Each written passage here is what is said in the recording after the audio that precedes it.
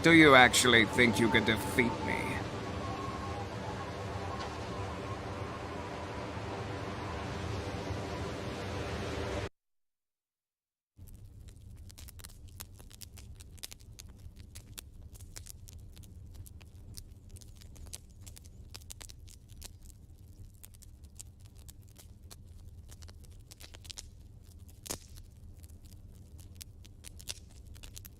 Do not be sorry.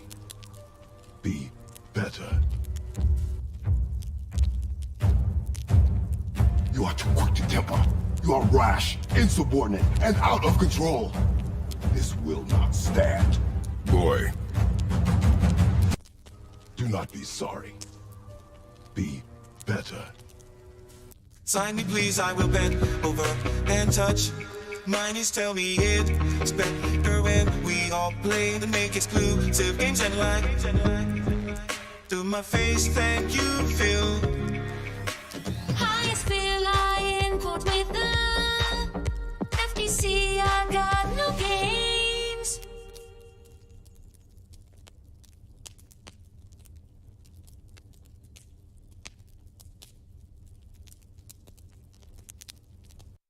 Wait Phil, we all know even if we did not want to wait for Phil and next part. Since now he says just wait for mine. So face and look up. Party where you will be signed by Phil and my special favorite fool. Oh yeah. Where's the lamb sauce? Don't mind all the people leaving. Pray for free boutique coming in the streets and handing out coffee or food. Says we are fine and he's willing. Oh, what's the punch?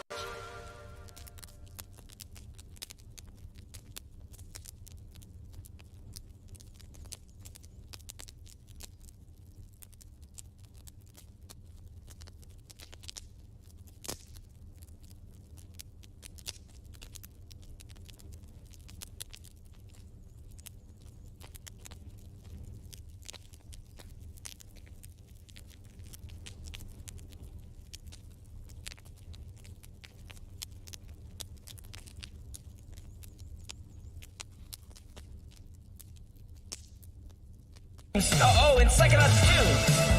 New games are coming fast. 12 minutes and Hades. And they're all on Game Pass. Somerville, a Plague Tale Requiem. What to play first and what to play last. Star Ratchet 2, Ground, Shroom and Doom. 'Cause they're all on Game Pass. Among Us, The Ascent, and more.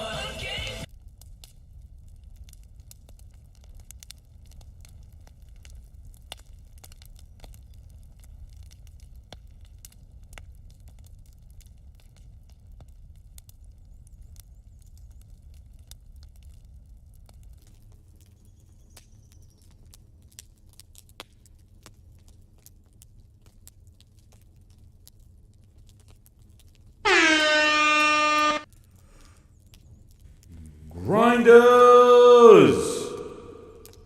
Mound up.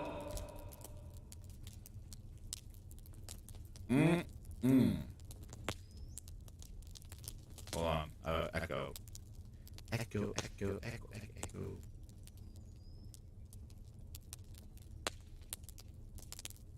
That's... Testing. 1, 2. Looks like I have an echo. Hold on.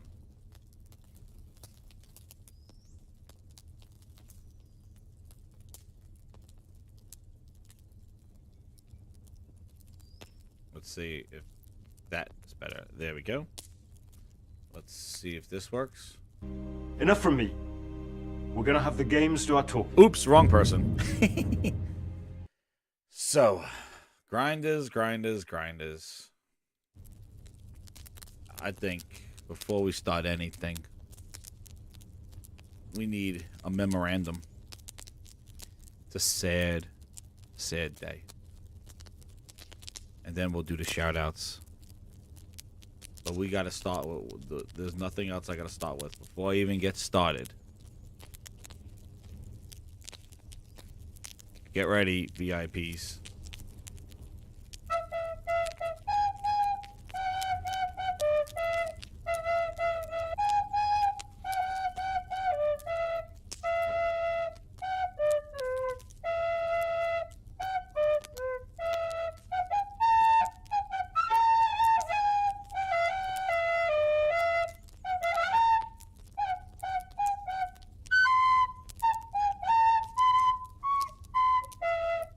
Falutes.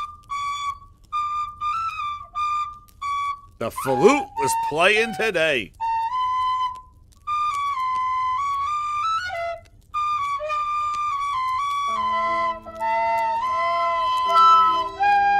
The Falute. Oh. Get him, Phil. Don't quit your night job. Don't quit your night job, Phil. This is where he's going. There he is, ladies and gentlemen. There he is. Phil in the wing. I think he confirmed today where he will be next. Phil, we know it's you. We know it's you, Phil. I know you had to take on something else. You can't be ahead of Xbox. You practice that flute. Get in there, Phil. Get in there, Phil. We got you. He hits every note except the right ones. Ancient runes. All right, let me get these super chats. True Virgil. Oh, man, True Virgil. Phil was honest and courteous. He was awesome. Sign me, please, I will bend over and touch. Mine is tell me I got you, True. I got you. When we all play the make exclusive games and like. To my face, thank you, Phil. What's up, Twisted Sync? With the 2, he goes, Phil says 60s are fine. Get the hell out of here, Phil. That's right. He's fine. He's fine. He loves it. As long as the vision's made, Phil's fine. Nova Red Sox, what's up? Weezer, Kratos, Ice Queen, Kyle, Ant Methods, David Rocking on in here. The tools are here. Carl, Ryan, how you doing? Leech, how you doing? Brian M, VIPs, Freddy VIPs, Ice Queen Gaming, RP Gaming, what's up? How you doing? True Virgil, here he is. Oh no, not this guy. Wild Wolf, what's up with the drums? JP Loco, how you doing? He made a note of things that said. You can see the list. J-Bar in a 6 comment section as they streamed it. Feel free to use it. Thank you, JP Loco. Thank you. But I watched some of the streams. But my goodness, my goodness. Sentient Iron Horn, what's up? King Von Montana, how you doing? Mark Woodland. Uncle Phil, how you doing? The real good guy right there. Eco in a Force, how you doing? Wild Wolves, The Unknowns. Ancient Runes. He's hitting all the wrong notes. Wide World Studios. There you go, Wide World Studios. How you doing, everybody? Come on in there. Hit the like button as you're coming on in. Share it out. What's up, Corey? Neil, how you doing? M. Gene, how you doing? Plus Ultra. Sentient Iron Heart. Rhine. How long we have to wait? Yeah, how long we have to wait? Whew. I'm a drink. Oh, man. I tell you. So, yeah. A lot going on here. This is wild. So, man. Okay. Where I had to begin with the flute. Where to begin? But anyway, hit that subscribe if you're new here. I know where to begin. But let's start off on a high note because we do have the flute here. We got a shout out to the VIPs. And just remember where quality comes from because I don't think we're getting it anywhere else. But shout out to the VIPs. We got to start on a high note, everybody. Let's go, everybody. Let's go, everybody. VIP grinders. And everybody, shop till you drop, Grindhouse. Merch is open. Merch is open now. But shout out to all the VIP grinders. Shout out to you. Thank you for all your support here. You see the flexing the emojis and the Herman Holtz quality splits. This is the home of Herman Holtz quality splits, everybody. This is where quality games are because you can see in the background of the VIP, it's been there since day one. Bill is all the way in the back of the VIP Grindhouse trying to poke in with his Xbox refrigerator. Boost is back there. So is Bootleg Joel, Craig 2.0, the Xbox Donuts, all in the back, hanging outside, and they're crying because they can't come into this club. This is a quality club All right? So just let everybody know that. This is an elite quality club. Obviously, one side doesn't know about elite and quality games. So without further ado, let's go back to the show. Thank you again, VIP Grinders. And back to the Fallout. All right. Where to begin?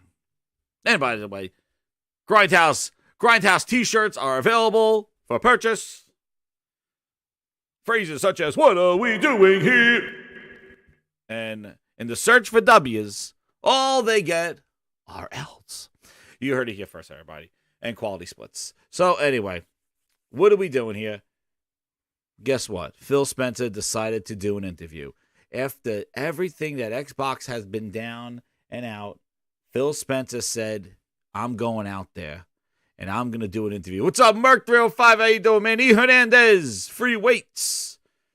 He said, I'm going out there and I'm going to do an interview with XCast. Because you know what? Why?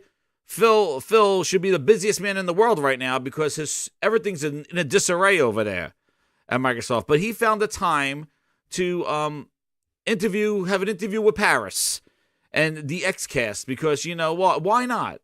Phil doesn't seem like he's a busy man, right? He should be over at those studios flipping over desks. Instead, he decided to take time out and interview at the XCast because who knows? Who knows? So, we're going to get through the Phil Ness interview and Grinders. Let me tell you console something. Platform. Oh, Phil, don't you start. Don't Carrying you around. start right Just now. carry Here he is. So, we're going to talk about this thing. This interview today with XCast because, why else? Why else? Phil Ness, he has the time, right? He has the time in the world. And I told you, before we get into this interview, because we're going to break it down because I got some stuff. Before we get into the interview, I tweeted out on the Twitters, that I think you know what, DeFloyd, I think it's cheaper for them to send Phil out as a PR guy than to run Xbox ads. It's probably cheaper to say, Phil, go get on the show. Go on the show. So one of the things that I wanted to highlight is that we come to this place here at the Gaming Grindhouse, and I tweeted out about how they keep Phil away with bad news. He wasn't out on Twitter saying congrats to Bethesda for the first $70 game or first game under the Microsoft banner. He wasn't thanking anybody. He wasn't anywhere to be found. Sarah Bond, Darren Greenberg, their tweets were nowhere to be found when Redfall released. They were nowhere to be found. And I told you, Phil Spencer lives in the castle of Microsoft, and Satya does not send him out there, okay? Unless there's good news or PR. And then right after Redfall got released, the next day they decided to talk about the showcase that is coming out in June with the Starfield Direct right after that. And then they said Phil will be on an interview in XCast. And then I said, hot diggity dog, I said, oh boy, here he comes. I said they don't trout him out unless there's news to be shared. He's nowhere to be found when there's bad news. He was nowhere to be found on Redfall's release date. But when he has something to talk about, he was going to come down from the Magic Castle where dreams are made of. Oh, boy, here he comes. Phil Mickey Mouse Spencer. Oh, boy, here I come. Oh, why not? I'll do an interview. Woohoo. Oh, boy. And here he comes. Right down from the magical rooftops to your YouTubes, because Phil Spencer got to talk about the showcase. And I thought that he was going to come back here and give everybody a good old-fashioned Phil Spencer whiff. I thought he was going to come down here, oh boy, talking around with Booty, Goofy Greenberg, oh gosh, Virgins, oh gosh. I thought he was going to come down with the whole tribe, hot diggity dog, but no. He came out here as a defeated man. He was a mouse in a mousetrap. I thought he was going to come here and finesse everybody, and he didn't. And that's scary. That is scary. I really thought he was going to come down here and do some hot diggity dogging, but he didn't. He looked like a defeated man. He was defeated. I thought he was going to come back because, this typically happens. And I do see some people did get a little bit of the whiff from this interview. A little bit of the whiff came through. I see that the people, Phil is such a brave person. He gave them the whiff. He gave him a whiff. He did do some of his job because he came out and did what he had to do. He gave a whiff. And some of the people that were hard on Xbox say, this is unfair. Redfall's unfair. They felt like, I got to commend him from coming on the show. Nah. Dude, this was a PR campaign. Listen. They had to have some good news. And what do? They trotted out Phil. And now this Mickey Mouse. I know, no cap. It's done. But this Mickey Mouse, he looked like, I'm going to say, like, this is not the Mickey Mouse of old, Phil. I have to say, from watching the interview, and you'll see, he wasn't the hot diggity dog coming down. Oh boy, he wasn't. He looked like one of those Times Square Mickey Mouses. Beaten and battered. Costume was used about one too many times. Got some ash on the face. Faded ears, faded nose. He looked like one of those Times Square Mickey Mouses, or the bootleg ones that you bring to your birthday parties. You're not getting the real Mickey Mouse. You got one of those bootleg ones. The guy that wears like a piñata for a Mickey Mouse head. That's like, that don't look like the one on TV. No, it don't. Now, this is the one we could afford. Moody Mouse. That's right, Ryan. We got Moody Mouse came in. Bootleg Times Square Mickey Mouse came down here. He didn't come in with his traditional Phil Ness, Spencer. He came down like a beaten Mickey Mouse. I have to say, Muggy Mouse. Muggy Mouse. The Times Square Mickey Mouse? The guy, it's like, dude, that what is that, a piñata on your head? That's the Mickey Mouse that came in here. He's all dusted, comes to the 2-year-old birthday party, like a suit ripped up. Halo rat, Mickey Mouse. You know what I'm talking about. You're the dirty Elmo. Yeah, that's right, the Floyd. You guys, I don't have to explain to the grindhouse. You guys know who I'm talking about. All right, Times Square Mickey. That's where he came down. So Satya's plan backfired. Because as soon as Satya saw those review scores, Satya came out. After he saw Redfall, Satya hit the emergency button. Satya hit the button. He's like, somebody. Everything that we're doing with our content, with our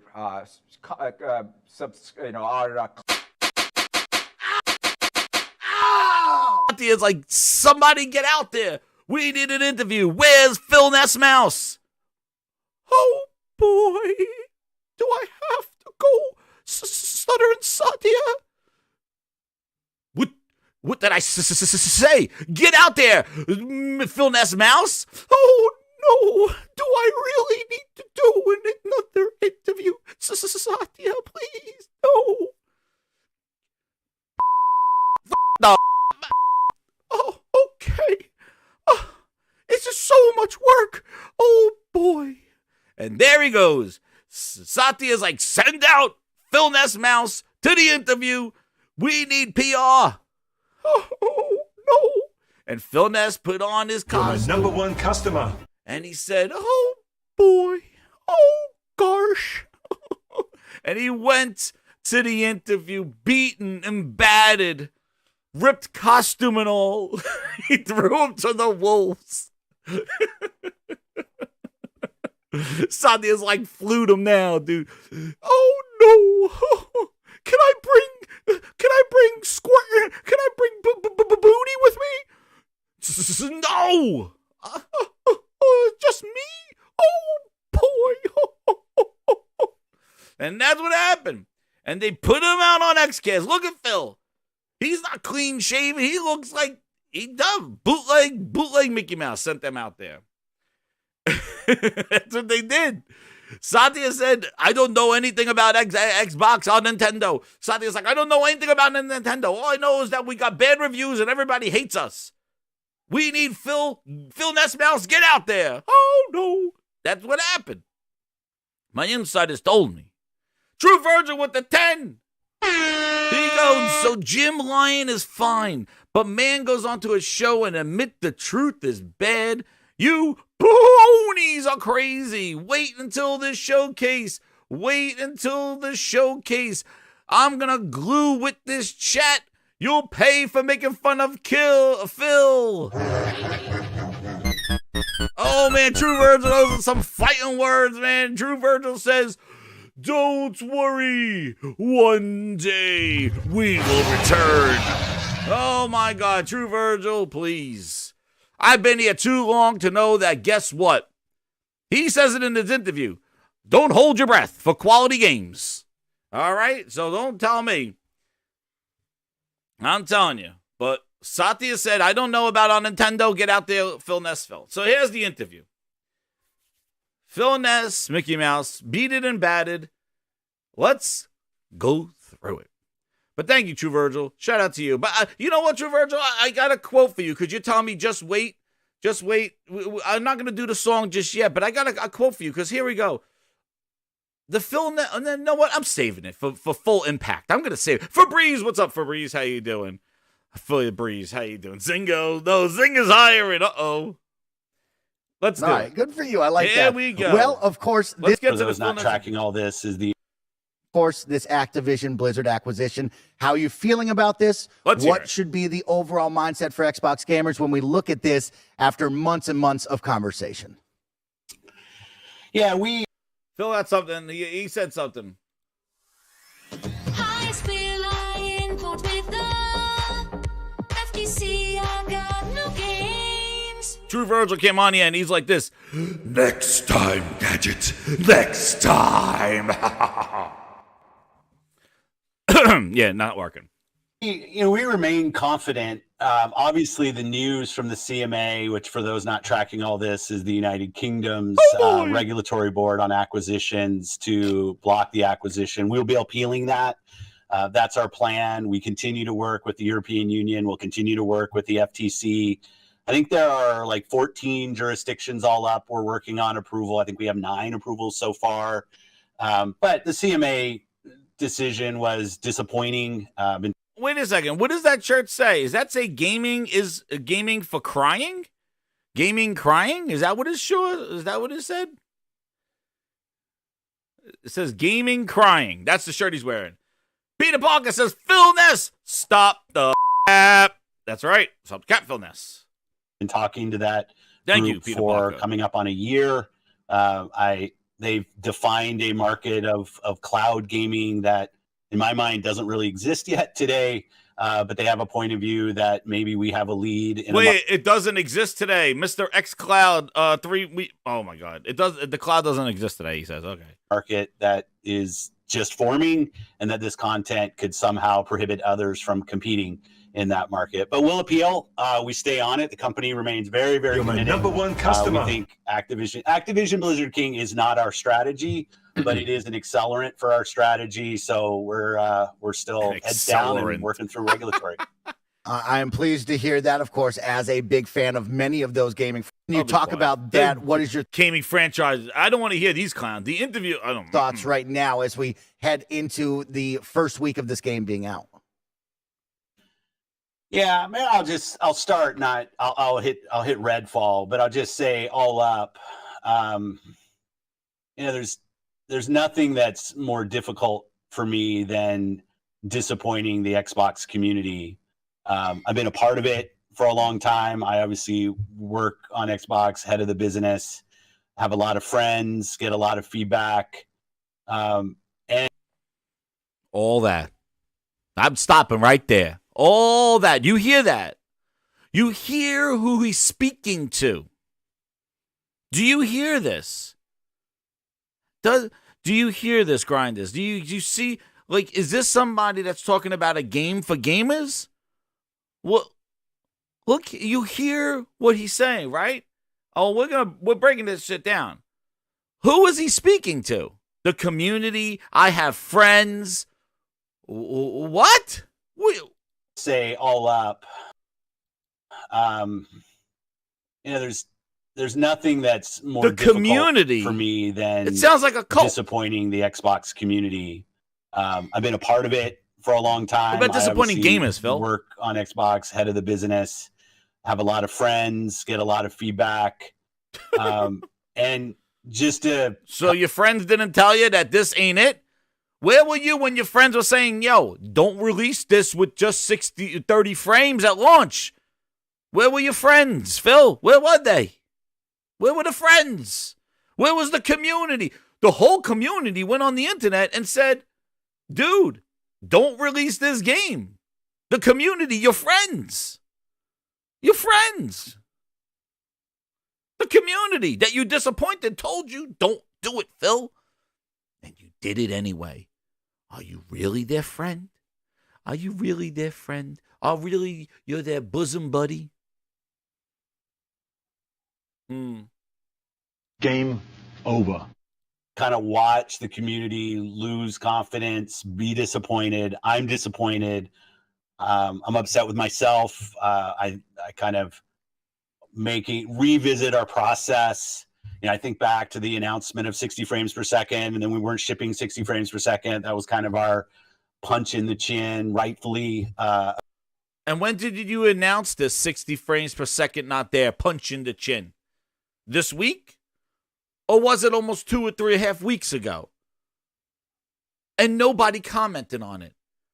Nobody damage controlled it or even gave in. There was no respect.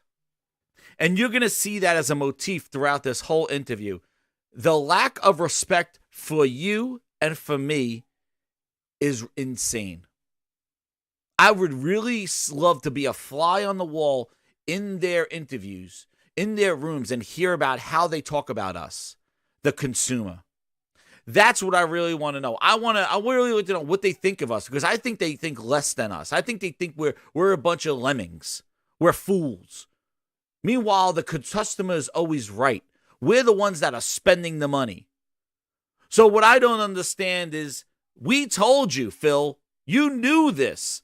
This wasn't that the game launched on Tuesday and it was like, oops, 60's not there.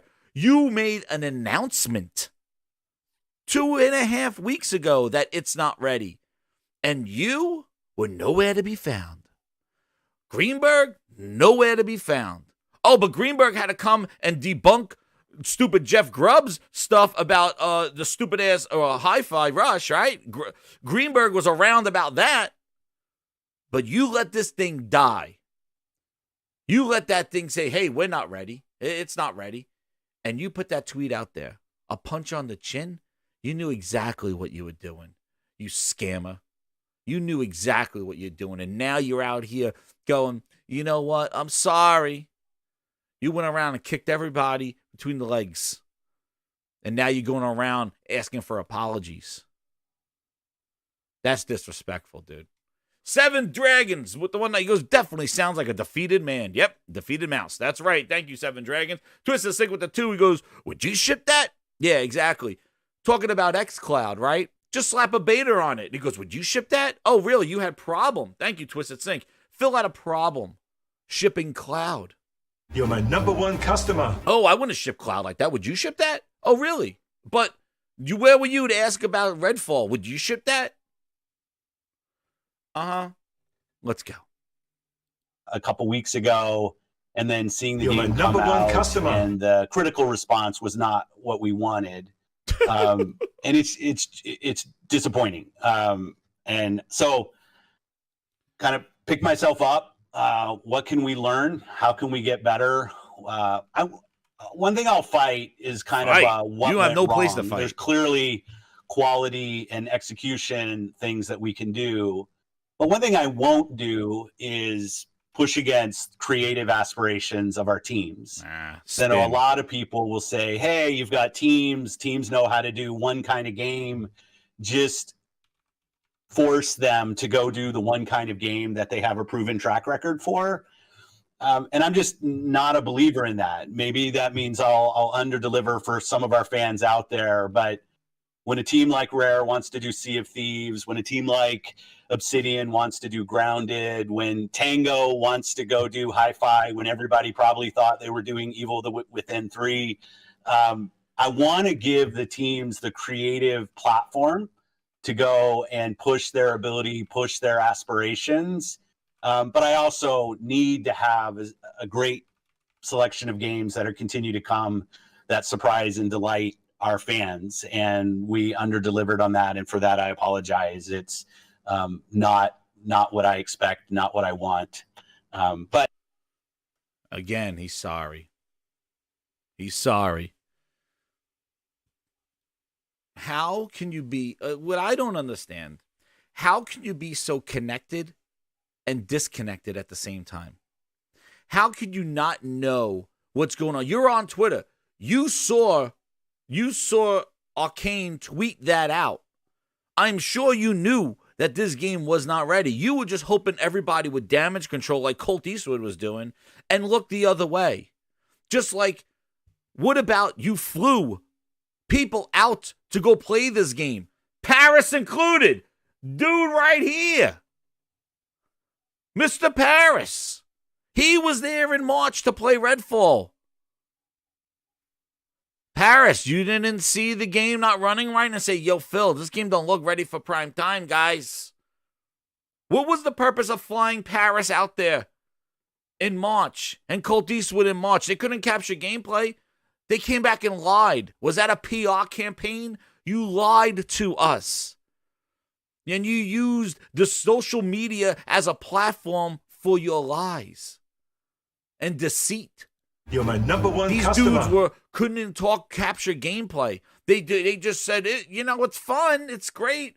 Paris wasn't going on no goddamn tirade about, Redfall's not ready. I didn't hear Paris say one thing when he came back in March after getting the care package and flying out there.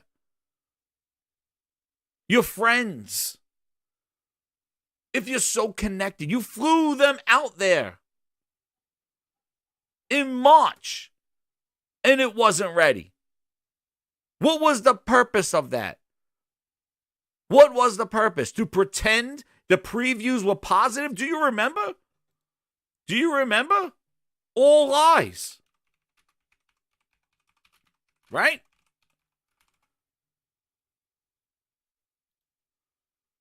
Right? Let me see. What is it? Wait. I gotta see.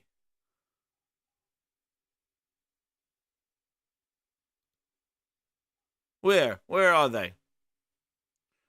Where? I gotta see the Redfall in March. You're not allowed to talk about it? What happened? Let me find that. Because I don't have this out.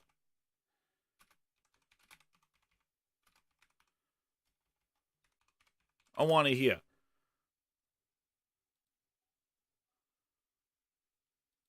Here we go. Let's hear it, Paris. We're here with Mark Kelty, Senior VP. First of all, people that don't know, it's very helpful for you to discover a safe house. Grade them.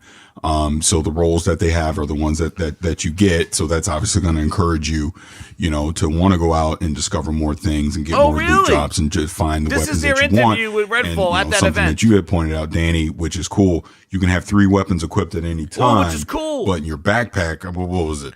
How It's many? I think it's like 40. Yeah. You get to hold a large amount of weapons at any given time, which is good. So it allows you to do experimentation, see the ones that you like, that you don't like. Obviously, you're going to be leveling up along the way. So yeah, I got to level 8 because the demo that we played, all of us, we started level 7. So we upgraded our skills. We had skill points in there too. And also about the weapons, there's like typical like Destiny. There's the green, like Destiny. There's rare weapons and there's like the legendary weapons. And the only difference is because there was some. This is March. Where I had a one that was blue, and the other one was also was that yellow for legendary? Yeah. Yeah, and his backstory was really funny because I thought of Danny. He was in town. It feels like you're missing out the full experience. You need to have a group of friends to actually play, right? With this one, I don't know, maybe you probably disagree with me or not, but I wasn't feeling like, I need a squad to feel the full experience. You could still have a good time playing single player. It might be a little bit challenging on certain things. Bullshit. And the only experience I'm going to miss out is the dialogue between the characters. Bullshit. When you have everybody in there. But you guys felt that way? You felt like it needed to be co-op? No, or not but really? I didn't feel that it needed to be co-op, but I definitely saw the opportunities there if it was co-op. If that makes sense. I think they struck a good balance there. So a good you balance. can have an enjoyable experience if you're playing solo. Oh, but really? it'll be even more enhanced, obviously bringing your friends in and doing that. And, the point of, chaining different abilities together and, not to mention, the difficulty will scale. If you mean the go AI? to a co-op game, so you're always going to have more enemies, things like that. So these are your that friends, gives you more Phil. of a challenge. Not to mention, You gotta get even some new just on a friends. basic level, They're lying right to there your is a face, difficulty. There's difficulty levels Your to friends play didn't tell you Redfall as sucked. well. So you can obviously ramp it up to the hardest Phil, your friends. difficulty that you want. Bring in 3 friends, and just Phil, go your nuts from friends there. are So, right here. yeah. Game and tag. I think it was good. Phil, What was your weapons of choice? For me, They love it. was the shotgun. The only thing is I only could shoot twice and then have to reload. they love Do it. you agree that the reload time was a little frustrating? There's an enemy They here. know I had my final because I was killing all these special vamps, and so Good for replayability, going in and jumping in and playing and doing that. And obviously, eventually going into the point when getting leveled up to the point where you can play at the highest difficulty. And I just can't imagine how tough that's going to be playing that. So I'm excited to see more for sure. I mean, it's coming pretty quick, May 2nd. So we don't have too much longer to wait, but, getting a sneak peek of it was good. It was real good. Yeah, and I have to mention this. Like, you could tell the team, they're confident. They're really, really confident. They're having multiple events across the country because I know we've seen creators saying, "Oh, we're going to the event East Coast, another one." Yeah, they in the talked West about Coast. they're doing one in Europe. Yeah, and also in Europe too. So not only that, but like you could tell like they're very excited. They were behind us just What do you mean he checking out just to see tweeted, like Jimmy? our reaction and I learned a lot by just we had one of the community managers or the someone from the community dev team managers. also They were just all giving there. us tips, things we could do. Like it felt good playing it. Again, I really got surprised. Because at first I was like, I just had a lot of questions about the game, but playing it, I think they got a pretty good game, especially that's coming up for Game Pass. And one thing that they did mention, this is crossplay, which is great. So if you have friends that don't have the Xbox Phil, console, your they can play it on friends. PC too. Get So some new ones. very That's all my excited for the advice for final you, version Phil. to come out in a couple weeks in May. in May 2nd, right? May 2nd. Yeah. Really quickly before we close this out, I do want to give a shout out to the music. There you go. So there he is right here. He had no problems with the game. He said it was great. Him and his buddies. Good friends. They are going to... Phil's going to have to clarify what he says at the end of this thing. I know that's happening. Trust me. He's going to have to clarify. Or something's happening. But great for Game Pass. Oh, yeah. Well, I think that was one of the reviews, Nick. This is the PR campaign. I told you. Phil, I'm telling you. Now let's keep going. But, it's ours to deliver. Now, remember, he said he was sorry and all this other stuff. You remember what he was also sorry about? He was sorry about what? What was Phil Spencer sorry about? What did he also blame himself on? What did he say? What did he say? What was the other thing that he was upset? He blamed himself. Oh, what did he say? He says, here we go. Here's a nice little Phil Ness right here. We should have known before and be honest with ourselves, he says. We believe that Halo launch in 2020 was not out of deception, but more out of hope. And I don't think hope is a great development strategy. Oh, really? We've been through this before. Like, this is the issue that this is not just about Redfall. This is a thing that's been happening. I'm sorry about the delay. I blame myself for showing that footage. Remember, he blamed himself for showing the footage and how Halo was taken, how he lamented. He lamented in November. No, I want the one from August when they delays the game. No, Phil Spencer, sorry. Let's see. He's sorry because we've done this. Here we go. The August one. Phil Spencer, let's see what you got to say here. Oh, what? What? What? Excuse me. Do I see something here? What's this? What's this? He highlights the major point of maintaining the health and stability of the team. He is taking a serious approach.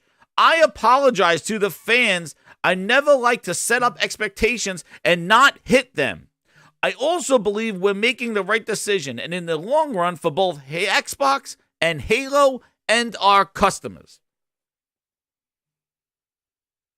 This is the last AAA game that they released. He was apologizing yet again. Then, on top of that, you don't want to misset expectations, right? All right, let's not. I told you, my sources are right here, my 2 eyeballs. I'm telling you right now. Let's see another one. You just made the list. Welcome to the Grindhouse. Welcome to the Grindhouse. Let's see this one now. I told you, we're breaking down this interview. Here we go. Grinders, read with me. What does this second line, what does the second paragraph say? The teams at Arcane Studios and Bethesda Studios have incredible ambitions for their games, and we want to ensure that you receive the best, most polished versions of them. That was the delay last year. Halo was delayed for more polish. Came out missing co-op. Not till a year later. What are we doing here?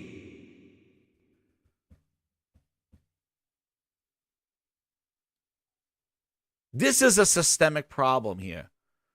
This is not just like, oh yeah, Redfall dropped, like, you know, like, hey, we just made a bad game. No, this has been going on for years.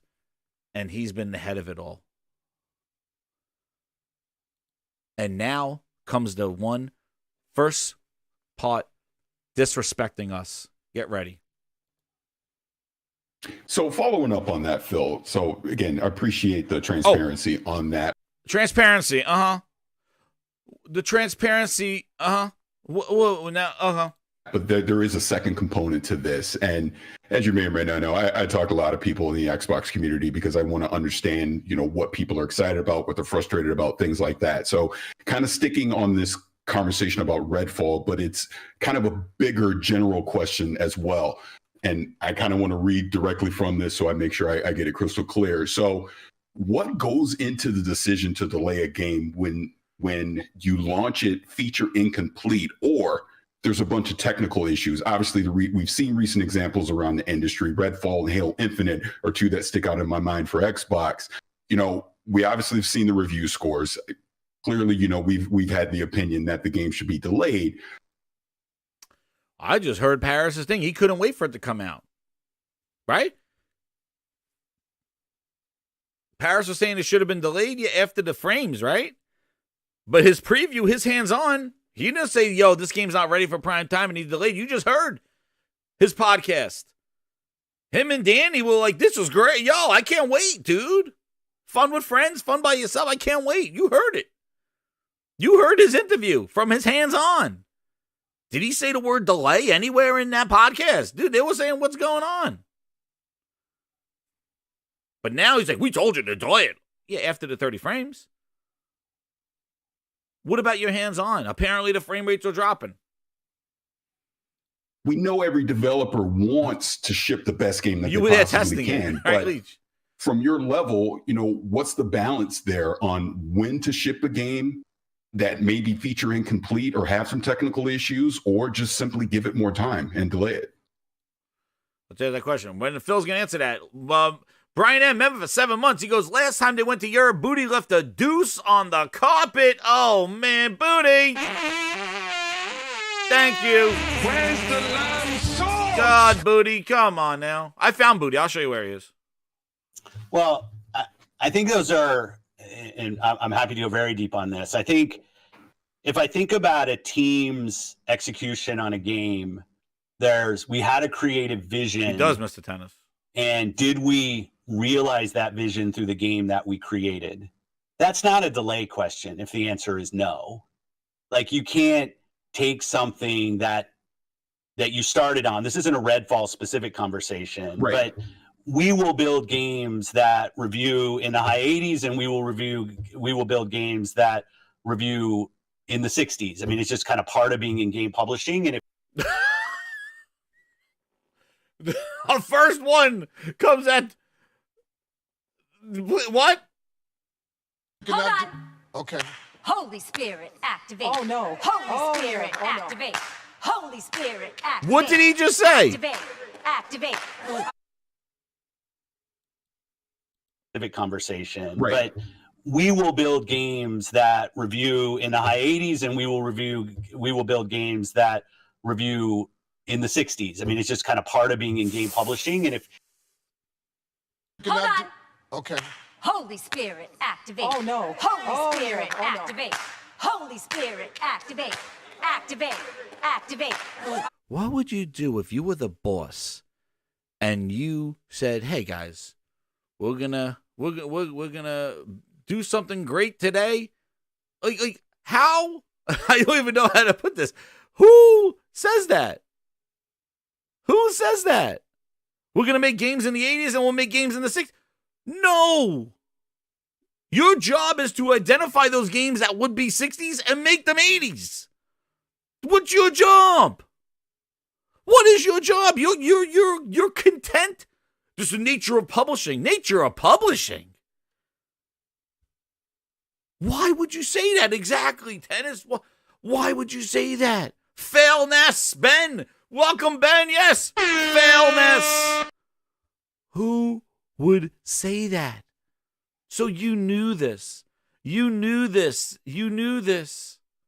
You're okay with that?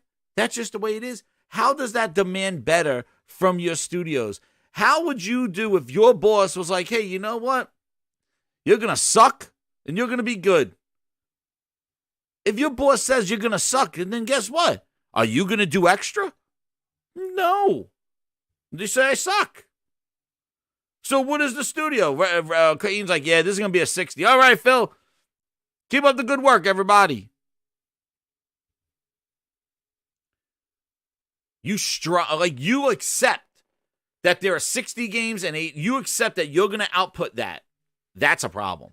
That's a quality. That's a management problem. That is bad. That is bad, bad, bad, bad, bad, bad, bad, bad, bad.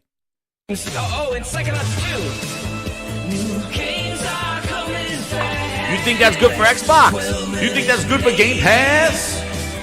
And they're all on Game Pass. Dollar Bill Phil, ladies and gentlemen, Mr. Cheap Ass Phil Ness himself. Dollar Bill, bottom dollar feeder. How the what? Bottom dollar Phil. I said it. He's like, "Guys, the studio." Booty goes over there. He goes, "Yeah, I'm going to the studio that is making the game that was gonna go to the Walmart bin, ankle deep." All right, good. That's a good. All right, good job. Good job. When did that come out? if you're afraid of that, then you shouldn't be in the entertainment business. You shouldn't be in the games business. That said, every time we in the 60s, I mean, it's just kind of part of being in game publishing. And if you're afraid of that, then you should. He accepts it. He accepts it. It's right there. If you're afraid of that, that should be devastating to you, Phil. Because guess what? I got something for you, Phil. Maybe you remember this guy. You just made the list. Welcome, Richard Farmer Gaming Grindhouse. VIP. Thank you. Members, baby. Get those members in there. Partying with Herman Holtz. Let's fill it up. Fill the club. You get to use those emojis. Maybe Phil will remember this guy. Talking about quality. Maybe Phil will remember this person. Phil, here, let me explain. Here's somebody. Means when I think about Xbox, I'm going to think about quality games. We have work to do there. We haven't done our best work over the last few years with our first-party output. That's always been a hit on the company on that. Whenever I hear some criticism. Yeah, I don't know if I'd say always. Like I think we've gone through times. Not to where throw we've done mud on you, Yeah. but I have to know that's a fair. No, I think it's something fair to say. It is fair to say. Your first party was critical of not being quality in 2019, and you're sitting here in 2023 saying we're going to make games in the 60s and games in the 80s. You're accepting that, and you're not afraid of it. You should be deathly afraid of it. Like a 60 game is not going to That doesn't add value to anything. Like, how is that accepting? Your job and Booty's job is to go see a game that you think is not going to be there and turn over tables and make it better. You delayed games, Phil. You delayed games to make them better, you said. What are you doing in that delay time? You delayed this game a whole year. To make it better, I am assuming, right? You shouldn't accept a 60s from your first party. First disrespect to us. He's willing to put out games like that. You imagine if Herman Holtz came here with 2 buttons undone, chest hairs open. You think Herman Holtz walks into his studios going, guys, whatever hits, it hits. I love that you're working. Thank you very much. Herman Holtz goes over there. He's like, it's quality. If it's not quality, get out. Look at what go watch the Shuhei and what he did with God of War. You're my number one customer. They could have cashed in Kratos. They could have just said, hey, ship it. It's Kratos. It'll sell. Just do it. No. He went in there and flipped the whole thing over. Corey was crying when they showed it. They were nervous because they were taking risks. And Shuhei flipped over tables over there and said, scrap it, we're doing something else. The vision. The person that says, no, that's not it. We need to do better. We need to make this better. And it stems all through Sony. This is no pony cap. This is the truth. You hear how they're managed over there. He's accepting of mediocrity. Is it Game Pass? Is it because you don't buy games over there on Xbox? What's the issue? He don't care. He's willing to accept it. You think Jim Ryan and Herman Holtz are willing to accept 60s? Jim Ryan will go over there and send Herman Holtz in the yacht. Hey, good quality.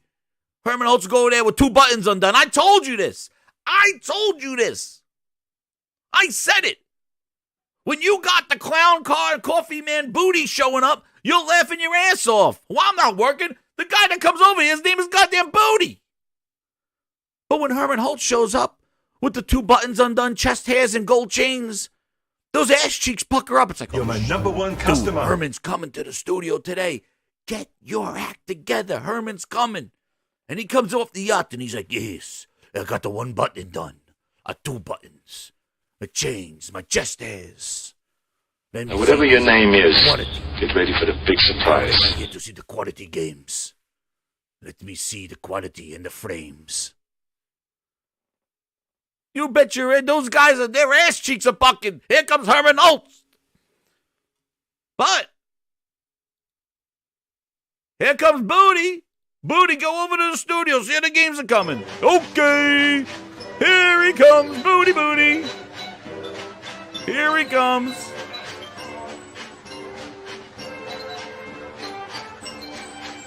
Hey, everybody. I just want to try to tell you what we need to do today.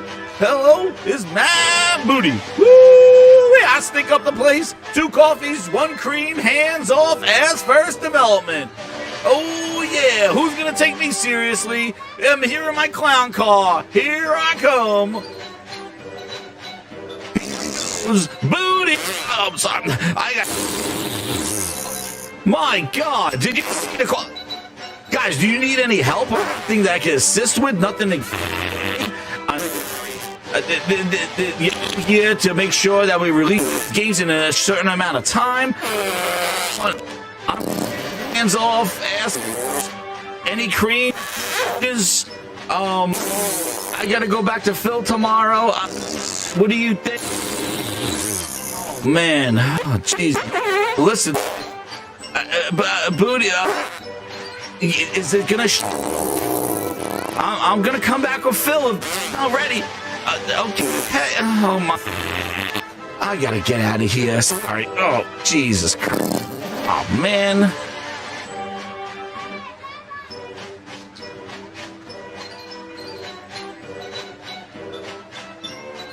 Who's taking him seriously? The guy says he just does stuff so that nothing gets in their way. Booty's hands off, ass first development. Thank you for subscribing, Beyond.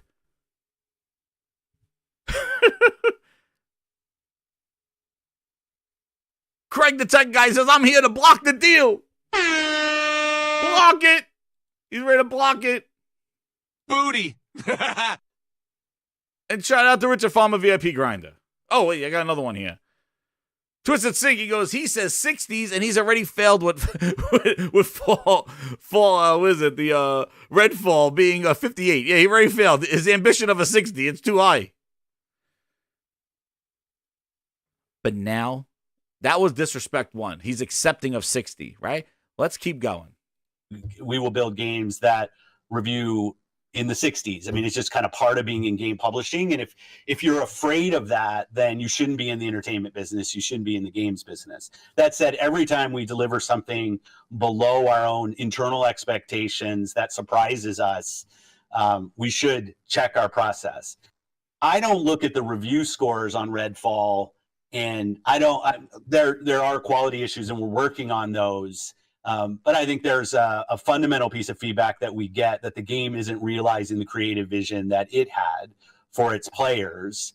That doesn't feel like hey, just delay it.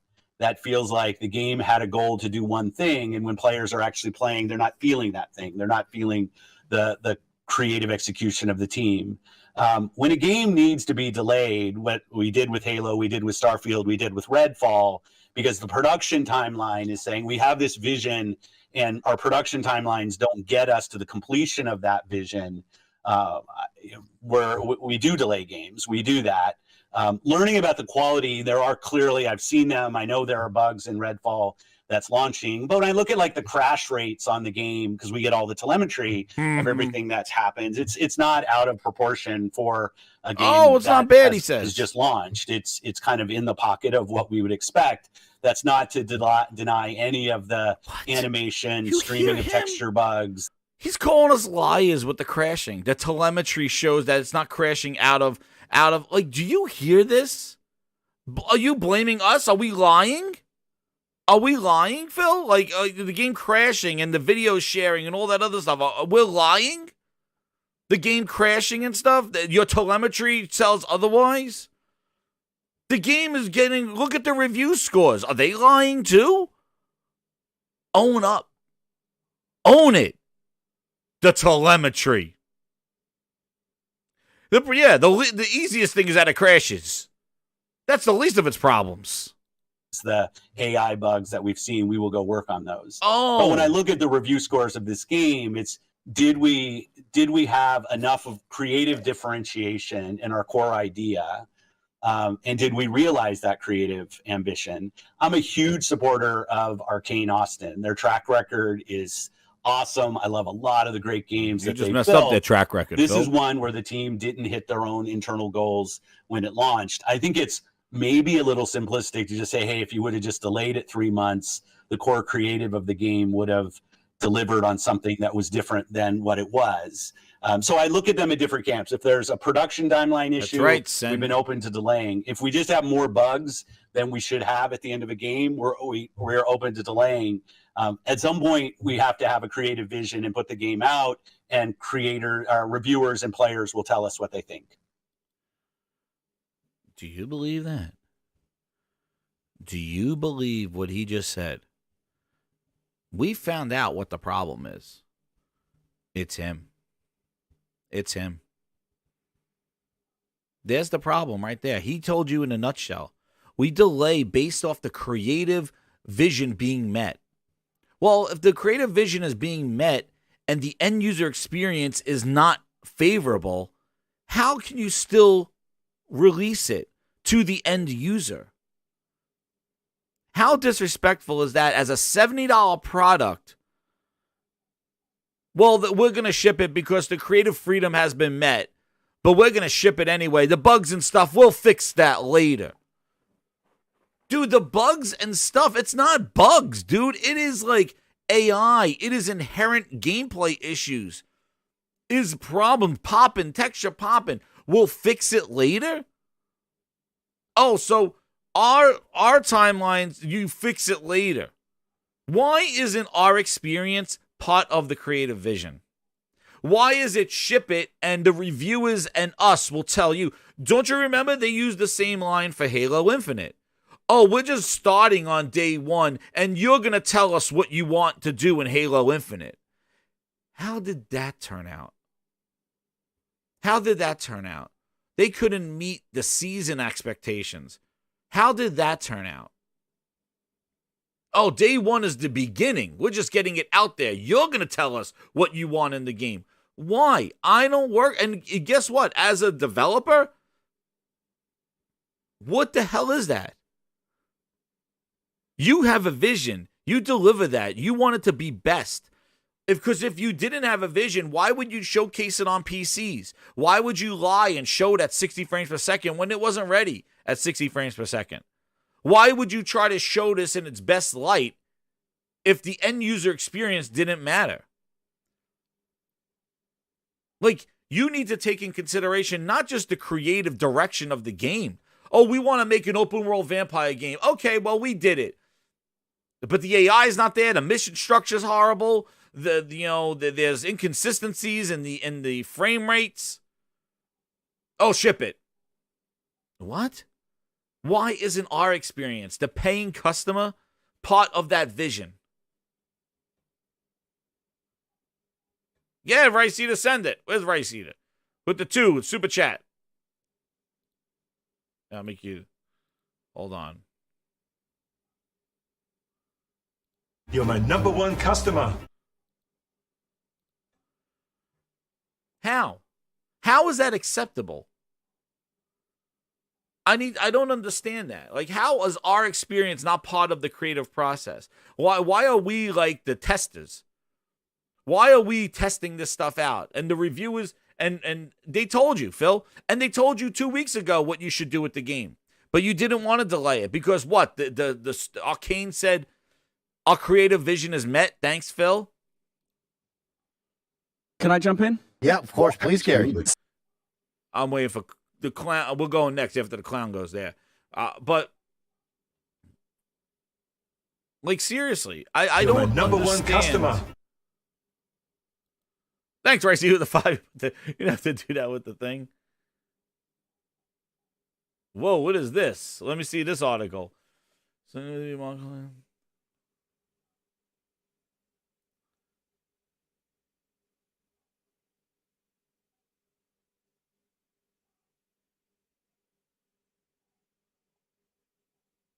Oh, damn.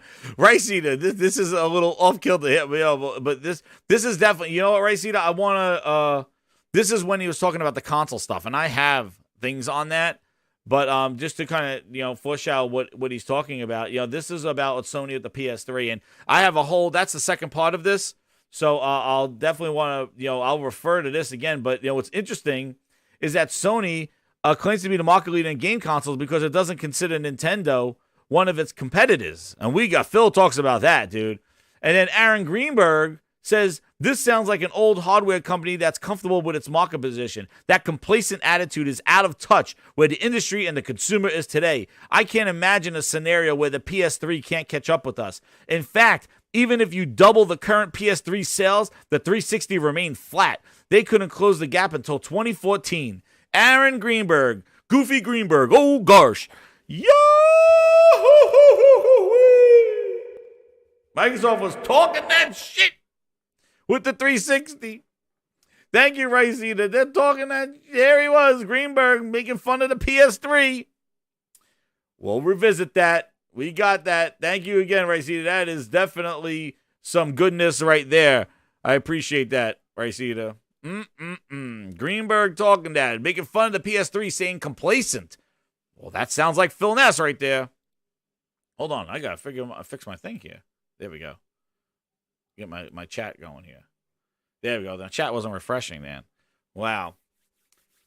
So that whole thing, and that really that grinds my gears a lot. And yeah, Greenberg, man, the 360, they were talking all that stuff, dude. He was all talking that stuff. Hit that like button, everybody. We're going into phase 2 of this thing. So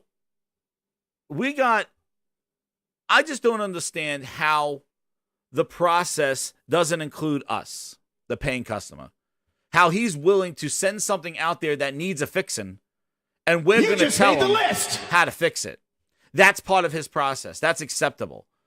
This creative vision. Well, now comes the second part of this thing. And hear this. This doesn't sound very favorable. DJ, what's up? Member for 19 months. He says, but the canceled games for quality, but now says it's part of the publishing of the game. Yeah, canceled Scalebound. Shut down Lionhead. Oh, I got it all. I got it. Get ready. I got to skip over this guy because this guy here gives Phil the answer.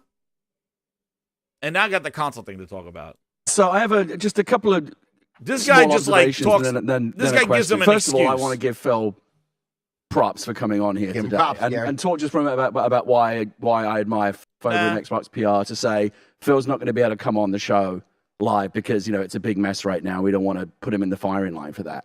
And Jeff Cordner, that here it is. Here comes the other shoe, and he was like, Phil just wants to know when's the tech rehearsal? It's going ahead. And he came on a live talk show and took a bunch of tough questions on a really tough subject and took it on the chin. And I've always. Oh, so he did it once before already. So he's doing it again. So let's commend him. Okay. He did it again. He took it on the chin. Don't you scratch your bald head? Excuse me, scratch your head here, please. And go, wait a second. We just did this already. The dude came on in the midst of a bad PR of Halo. And now he's doing it again. Fool me once, shame on you. Now this guy basically talks like he's goddamn Phil Spencer. Hear him. Admired him for that, for not. It would have been very easy for him to pull out, and he didn't. He came on and he's doing it again now. Dude, what is wrong with... What are we doing here? What's wrong with these people? What's wrong with these clowns? Activate. Spill my goddamn drink. Do you hear what you're commending this man for doing the same thing he did when he had apologized the last time? He took it on the chin.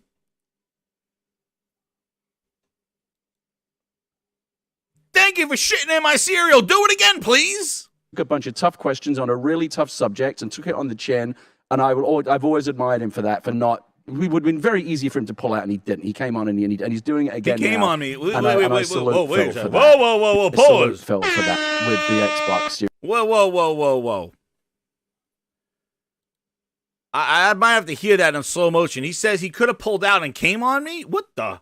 Holy to drop. Did he just say that? I was waiting for a call from Xbox PR. Phil didn't pull out. He came on? From Jeff, your friend of mine, Jeff, over in Xbox PR, to say Phil's not going to be able to come on the show live because, it's a big mess right now. We don't want to put him in the firing line for that. And Jeff Cordner, that here it is. Here comes the other shoe, and he was like, Phil just wants to know, when's the tech rehearsal? It's going ahead. And he came on a live talk show and took a bunch of tough questions on a really tough subject and took it on the chin.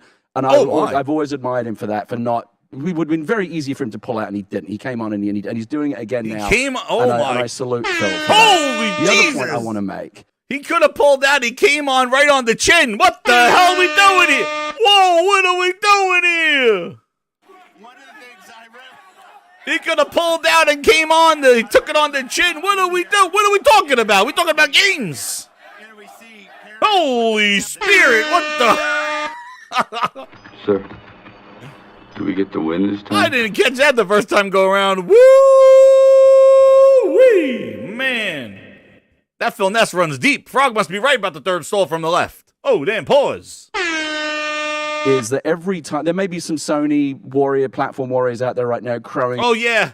Sony platform. Well, let's throw Sony in this. Dude, you better get ready to take it on the chin. About the fact that Redfall has underperformed. Just want to point this out as a creative. Here he is. This guy is telling Phil how hard it is. This I thought was hilarious. Somebody takes a big bet, especially a big AAA bet on an original idea, a new IP, and it fails, everybody suffers. It's bad for everybody because it makes it that much harder for the Phils and the Jim Ryans of the world, the creative, the decision makers to take a chance on but the last time we did that, it didn't work. Like maybe let's just make a sequel to the next thing, or let the algorithm tell us what to do.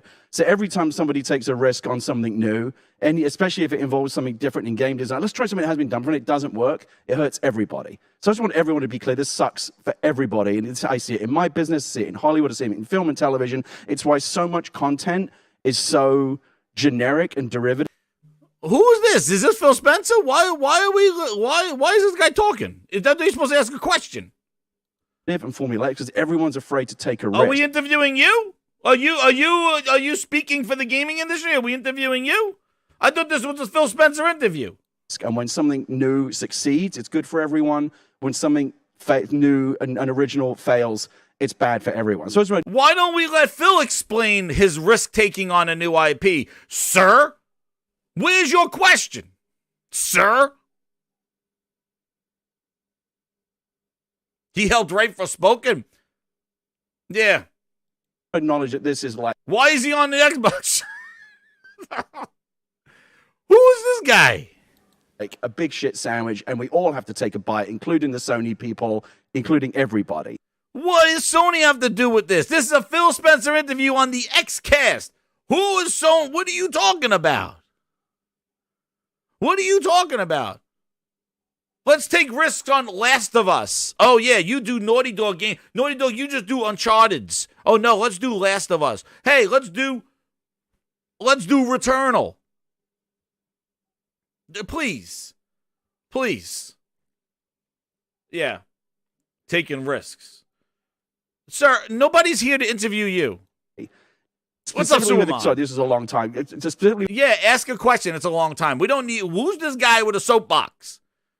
Phil Spencer sitting there. He needs to get on there. Everybody. With a question for Phil. I want to talk specifically about Redfall. When you say that... Thanks. You're disappointed in the reaction. That, to me, suggests that the reaction was something different than what you were expecting, what you were hoping for. But I know that when these big AAA games, they get subjected to all kinds of internal testing. Dude, let him speak. Phil needs to answer the question. Don't give him the answers, because he will finesse you. Let him answer the question. Focus groups come in. There are third-party companies that will come in and even write like mock reviews or come like hit detection out that will tell you, here's what you can expect. The press. Why are we back on you again? Sir! Sir! To make of your game. So usually you've got a sense of what the game is going to be, how it's going to be received before it's released, so you can be prepared for it. So Phil, when you say you're disappointed, does that mean that you thought the game was going to be better received, or was it in line with expectations? How surprised were you by the reaction, or how internally how much I feel like this one. That's right, Frogs. We know the game. It has problems. Like, to what extent was this different from what you expected? And also, and sorry, I know I've been talking a long time. And as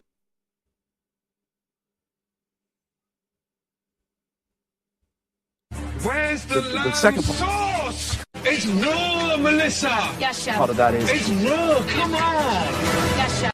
when a game is released now, it's not like the old days when a cartridge was shipped in a box and the release of the game He's was still the end going. of the game's development cycle. Now it's just the 1.0 release is just a point on the roadmap. To what extent, given that what we're talking Whatever about your is not name just 30 is, frames, but get design ready for the issues, big things surprise. Welcome to the Grand House, to what extent do you Jeebus! think, or are you committed This guy's still going. continuing to work on the game and getting it?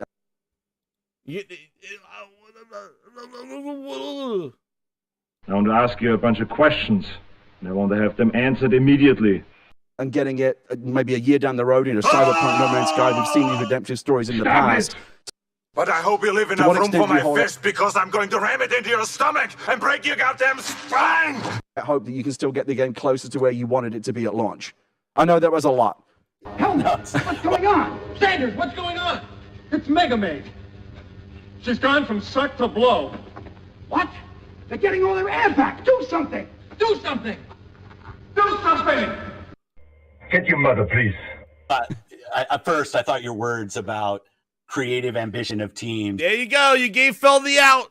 You especially. I mean, you've lived this. You've done this. Are very well said. And no, Phil, nothing to ask Craven. Let's get to the point. Teams have done a much a better job in upping the level of quality of the games that we've shipped. Some of those games first shipped on PlayStation, but still, when I go through the list of the games, you still have to build a game, you still have to ship a game. And this game was significantly below our internal metrics in terms of where it actually reviewed. But that's not on anybody but us. Obviously. We have to own that. In terms of our commitment to the game, absolutely. The team at Arcane they're fixing it is now. on taking the near-term feedback. We're still working on the 60 frames per second. We have a good timeline for that. We're a timeline for that, dude. Where is it? Where is it? A timeline for look at and you want to know what? Look at Phil's mannerisms. Look at Phil's mannerisms for a time for that. Does that look like it's close? Look at Phil's mannerisms. Let's see. We have a time for 60 frames. Does it look like it's close? In terms of our commitment to the game, absolutely. The team at Arcane. Look at Phil's mannerisms when he talks about the 60 frames. It's like it's out there. We're still working on the 60 frames per second. We have a good timeline for whoa. that. Whoa, Phil! Whoa, those hands! Did you see the hands? A slow motion for me, baby. Slow motion for me, Phil. Let's do a grinds analysis here. Grinds analysis. Phil, tell me about. Oh, wait a second. Those are the mannerisms you make when things not coming soon. Tell us about those 60 frames. Yeah, way out there. We got a timeline for that. There you go. There you go. We're committed to getting that done. We're committed. And we're going to continue to work the game. I think we've shown a commitment to games like Sea of Thieves and like Grounded to continue. I can't go. Sea of Thieves, the housefly that doesn't die. Sea of Thieves brought up in 2022. Sea of Goddamn Thieves is brought up as a game that's not a service game. It was they made a big point that, hey, no battle passes, no microtransactions. This is not a service game. And he's comparing it to a service game. And also comparing it to Grounded, which was a game that was in preview for 2 goddamn years. It didn't have any support because it was in preview, dude. And they added the bees and the wasps and the honey and the spiders. It didn't have bees in front. It took them a year to put bees in the game. It took them a year to put bees in Grounded. There you go. Oh, we had the mosquitoes and bees in update 7. Oh, shit, that's great. The bees and the mosquitoes are there. Hey, wow, what a great job we did. It's been a year. I'm adding a couple of mosquitoes to the game and then a couple of beehives. And we heard you. Grounded's still in preview. There we go, $30. This dude's comparing a $70 game to a passion project put in a goddamn preview program for 2 goddamn years. That's what he's talking about. It took him a year to put goddamn mosquitoes and bees in it. And this guy's talking about, guys, first off, those games, what the hell are we talking about here? Continue to go and build games. But I also know that these games are $70, and I'm not going to, I'm going to take full responsibility for launching a game that needs to be great. You know, I think what I have with the Xbox community, what I am a part of, is a team. There's still questions that pop every so often of how committed is the. Here we go again. Now, before I get into this part here, this dude is going to say something that's shocking. Listen to what he says. This is a damaged Phil Nessmouse. The company to this category. When are we just going to push Xbox out of the market? There's a lot of Twitter firing of Phil right now, which is fine. I'm way overpaid for the role I have anyway. So I get that. I'm way overpaid for the role that I have anyway.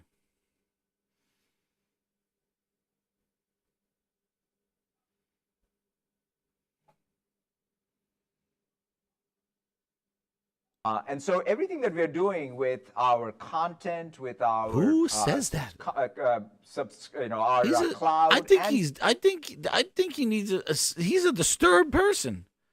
Who talks like this?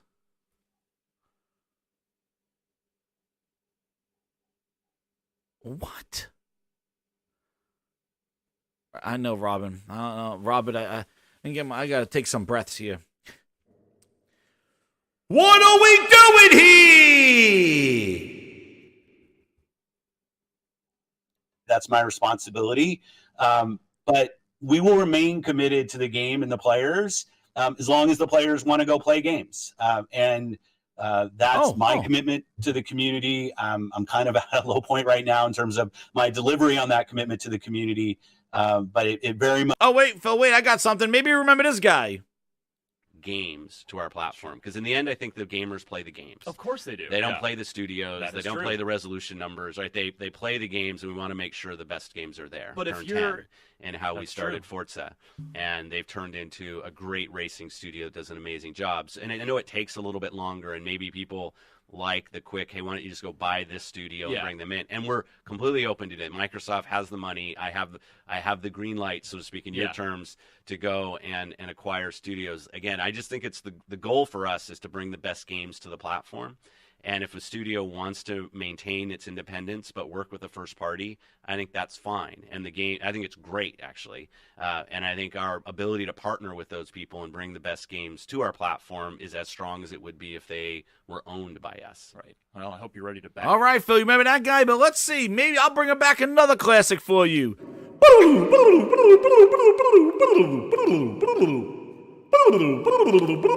are you, Phil? Oh, here you are. Back in time. We're going back in time. Oh, yeah. We're going back in time. Flashback, flashback. There we go. Phil, remember this guy? Let's see what you got to say is Phil circa 2017, only in the Grindhouse. Hit that like button. What do you got to say, Phil? That is both as a gamer who says, hey, I just want things to. We've been asking for games since 2017, Yeah, Phil. You know, I've seen some of the stuff that you've written and people kind of asking and questioning about our investment in first party and how important that is, both as a gamer who says, hey, I just want things to go play so my kid's not chewing on my controller, if I remember that line. But what? Well, was that? Yep. It was, let me be clear. What? I own It's three a of these deflection from Phil controllers. Ness. One's on my PC, one's on my Xbox. I was like, wow, you know what? Owned. That's how you know he pays attention. I do pay attention. I read. Oh, he does pay attention. Since 2017. So let's see, Phil. No, don't try to. Let's see, I Phil. Since follow you. 2017, you I paying follow you. attention, Mr. Slickster. No, it's so. I mean, you and I have actually been doing this for a while. Like this sounds like total PR line. Like, oh, does it? I love my job. I love being a gamer. I've been a gamer since I was a young kid playing games with my dad. And like I care about our platform, and I want to make it as good as I possibly can as the head of Xbox. When I started this job 3 years ago, hardware was a real focus for us because I thought we had more work to do there. And S we shipped last year, X is coming out this year. Right. I love our hardware line. Xbox Live was something I really wanted to focus on in terms of cross-platform, getting it on iOS, Android, Windows, focusing on our stuff coming to Windows because I really want people to play great games on the devices they want to go play. Our first party, my previous job was head of first party, is a critical part of that equation. Yesterday, sitting here today, showing our games, it was about 42 games, filling up the time. But I know people want to see what we're investing in. Whatever your name is, get ready for the big surprise. New things, we've signed things just recently that I thought about, hey, from a PR What was that, and Phil? We are investing in new things. We've signed things just recently that I thought about, hey, from a PR standpoint, it'd be really easy for me to go put a trailer on screen, even though I know the game's not coming for 2.5, 3 years. Right. I didn't want to do that. What game was that? And I understand certain people will say, well, hey, that'll give me And he just did it in 2020. that gives me confidence in the future of Xbox. This is kind of a cheesy line, but I'll say, trust that this is important to us as a platform. From the top CEO of the company on down, if you talk to Satya about it, he would say, I understand we need to invest in content in the gaming space. And that is important, and we are going to invest. And I love the games that we showed. Sea of Thieves, I thought Crackdown looked fantastic. I thought State of Decay looked really good. Super Lucky's Tales, a new first-party game. We got to re-announce Ori, the next Ori coming out, and Ori's one of my favorite games, frankly, of all Not time. enough people played that game. That is a fantastic game. But I know what you're asking about. It's like, hey, there's kind of big AAA console kinds of games. things that only the Microsofts, the Sonys, the That's right. Nintendos of the world can put the resources, like platform holders. Only certain types of games those sorts of companies can make. Yeah, and I hear that, and I'm committed to that. So And today, now, I wanted to talk about things that if you go buy this console this year, you're going to get to play in this year. But I hear that question, and I don't want your kid chewing on the controller anymore. So I'll continue to work to deliver games there. And it's like we did it on hardware, we did it on platform and compatibility and everything, and we will do this on first party as well. It is. 6 years later. You heard me right. Con men, thieves, degenerates, lowlifes, thugs, criminals. 2017, he's committed to that. You believe that? And now he's here, a broken Mickey Mouse, Phil Ness Mouse, talking about this. What's up, Garuda? Aaron's here. Hey, Aaron, if I had entrance music. Aaron, guys, you gotta remind me, Aaron's in here. Sign me, please, I will bend over and touch. My knees tell me it's better when we all play the make exclusive games and light. To my face, thank you, Phil.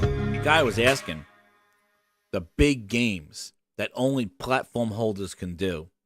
And you got Phil 6 years later saying, we're going to make games in the 80s and games in the 60s. Yeah, he committed. I promise. Much days. I want to support the team, and I want to support the creative ambitions of the teams, and I want to support the players. And we let a lot of people down this week with the launch of the game, but we will continue to strive on. Come on, this is after right? Halo. That's what creative is about.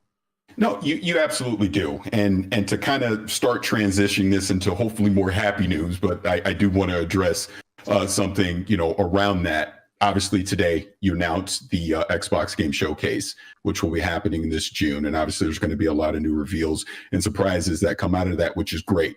But Paris, you work for Phil. Are you Phil? Are you Phil? I don't understand that. Obviously, and I want you're telling us what's in the showcase, Paris. Why don't you let Phil tell us what's in the showcase? We don't need you pumping him up, fluffing him up. I don't understand this. And actually, Phil breaks it down.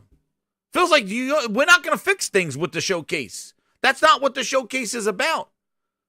You'll see updates and stuff. Like, you watch, Phil squashes it. Paris is the one that's telling Phil what's going to be in the showcase. You hear this? Start transitioning this into hopefully more happy news, but I do want to address something, around that. Obviously, today you announced the Xbox Game Showcase, which will be happening this June. And obviously, there's going to be a lot of new reveals and surprises that come out of that, which is great. Thanks, Paris. But I am going to bring it back again to another common theme that I do hear through the community. And I've actually said this to you in the past, but it's about communication coming from Xbox. I do feel back in 2021, you did a fantastic job with communication, which arguably has been the best year during this current generation of Xbox. Obviously, we know that 2022 was a light year for Xbox as far as releasing titles. Now, last year, during the showcase, you had the 12-month plan. You didn't necessarily deliver on all the games coming. No, we didn't deliver. Not necessarily. We didn't deliver. Absolutely. So exactly. My point of bringing that up is this, talking about some of the lessons learned that come out of that. And obviously, even with not every game making the 12 months, going back to, again, game development, things happen. Things aren't always going to come on time. But as we go into this showcase, one of the common themes that I hear is I don't know enough about things that you've announced in the past, like even more specifically going back to 2020. And I'll just run down a quick list of it. Vowed, Perfect Dark, Everwild, which is something we really don't know that much about. Look at his Fable, face. State of Decay 3, Contraband. Obviously, we've seen a little more in Hellblade 2. We have studios like In Exile and Compulsion Games that we know are working on things, but we haven't seen any real updates on that. So I titled all my questions Balance and Communication, because even in this, it's like, what is that balance on when you show something that is going to be years down the road, and kind of that cadence of providing updates along the way. And obviously, as we go into this showcase, not that you need to reveal anything specific here, but what were some of those lessons learned from last year's showcase that you'll bring into this one? Yeah, and you might try to get me on positive. I'm not in positive mode this week, so I'll apologize for staying in kind of cranky mode. But in terms of lessons learned, and I'll even go back. And that's not like Phil to be like that, dude. That's pretty telling. I don't know if it's an act. I'm sure it's not. I think he got reamed out, dude. I think this stuff, the CMA stuff, this stuff is not going. And that's like an uncharacteristic thing because he always seems positive there, man. He is like I said, he is Times Square Mickey Mouse, man. He's the beat. He used to come down going, oh boy, and now he's like, he's that he has his costumes ripped. He got holes in the feet. They got him here, Times Square Mickey Mouse right now. Back to the REDFALL videos on IGN of showing videos of the game running at 60 on PC. Saw this, dude. At the point knowing that the game was going to run 30 frames per second at launch on console. Like, we have to be transparent about what we're showing, that what we're showing is representative of what our console customer, our most committed customer to our brand, financially committed, what they're going to see, what they're going to play, and that transparency just has to get better.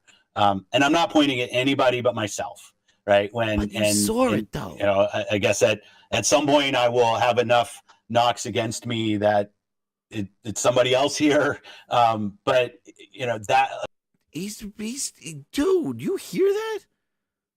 He already has the knocks against him though. But like he's like, I'm gonna have too many that that's like almost like an exit interview.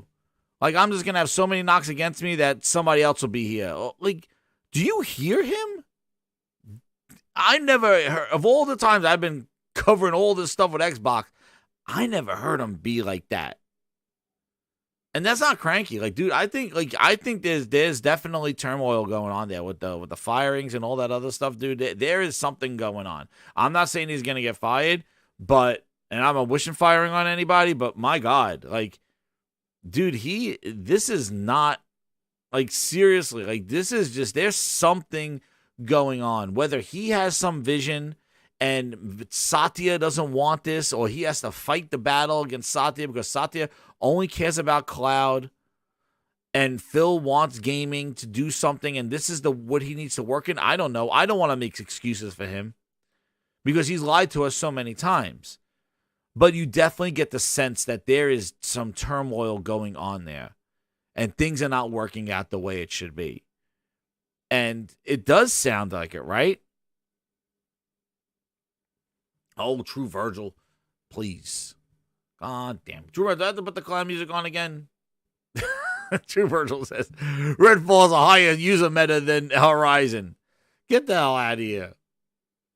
That's because you went on. That's because you went over there and actually messed around with goddamn. You went over there and you bashed on the Horizon reviews. True Virgil, don't you lie. I saw you. I saw you over there putting those fake reviews. But it definitely sounds like something's going. Yes, Cal, I agree. Cal says like, yo, he's getting yelled at. I thought the same exact thing when I heard that. I was like, dude, he must have got reamed out. Either about the CMA, either about this stuff. Like, Sting's not going there. Like, he got reamed. Satya came down with the sledgehammer on his ass. Like, something happened. Because I've never heard him talk like that. He's always, like, spinning it and doing this stuff. He is just, like, face down in the dirt. And you know what? I'm sorry. You're running a business. You set expectations because you talk too much. You have time to come here on XCast. I would appreciate if you were more like the other companies like Bowser at Nintendo and Jim Ryan and Herman, who don't have to say anything. They just let their product do the talking for them. You have to come out here and talk to the community and try to explain yourself. The problem is that you built your career on doing that rather than doing your job. Maybe you shouldn't be here right now doing an interview, and you should be over in Bethesda kicking. You should have been on the first flight out to Bethesda to go to Todd Howard going, let me see this game right now. We're not doing this again. You say you take the blame for it. You're saying you take it on the chin. You're saying all this stuff like I blame myself. You said the same stuff with Halo, where it was my decision to show Craig. It was my decision to delay Halo, to make it better. My decision to delay Crackdowns and all this other stuff, to make it better. And it didn't, it delayed and wasn't better. But he lied. And I got one right here. Because this one, after he says this, he does some finesse. I think it's transparency in what we're building, what our aspiration is There for it the is. game, Listen what it's to going to this look part. like, what the features are. Hit the like button. And it Over drives me crazy 470 when we people in the self-inflict grindhouse. wounds of kind of putting Like things button. out there in Become a member. communication that's confusing or misleading those about what emojis. the actual end product is going to be. So you can try to take me to positive space. I'm just not in that headspace right now. That said, when I go and I look at Showcase, and I'm not going to try to oversell Showcase here, because if I were on the other side of watching this, it's like, hey, after Redfall, I'm going to put my hands on the controller, and that's what's going to take to kind of prove to me. But that's not what Showcase is. So that's not good. I'm very enthusiastic about Showcase. We're going to announce some things that people haven't seen, some new games. We're going to give updates to some of the things that were on your list.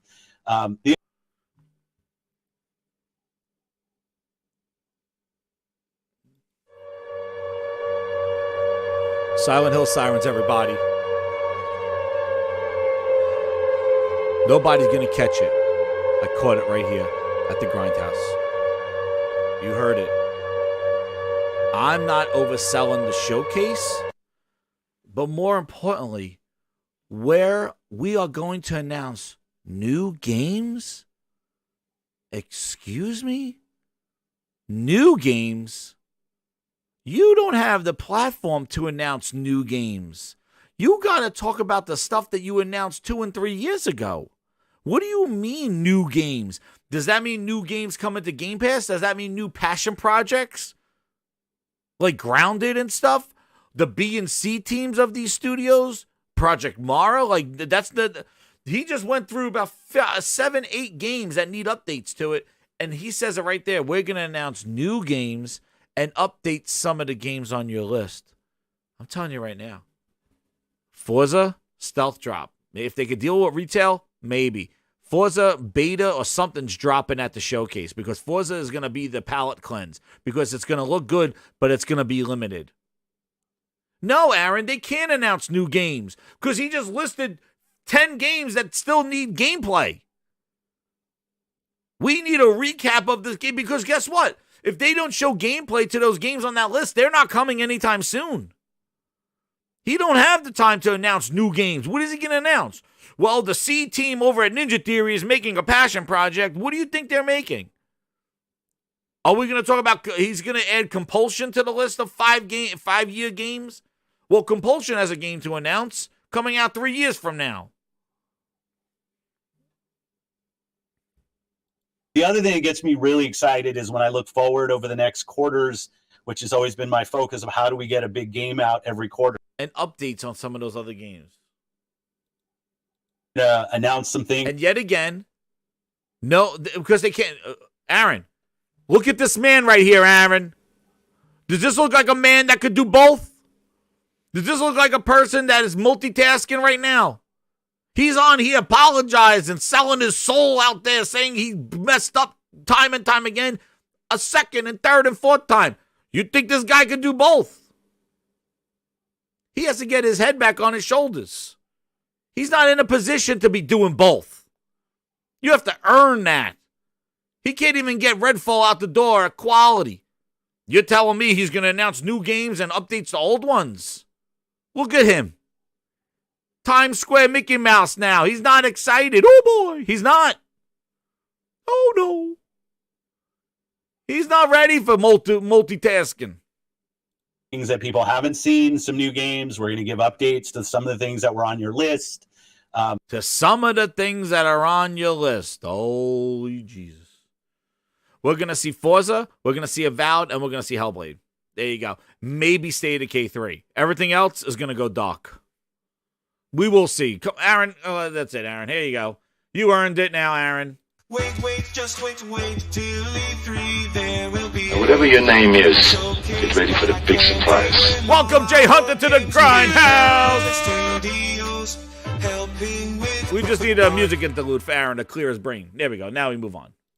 The other thing that gets me really excited is when I look forward over the next quarters, which has always been my focus of how do we get a big game out every quarter at quality.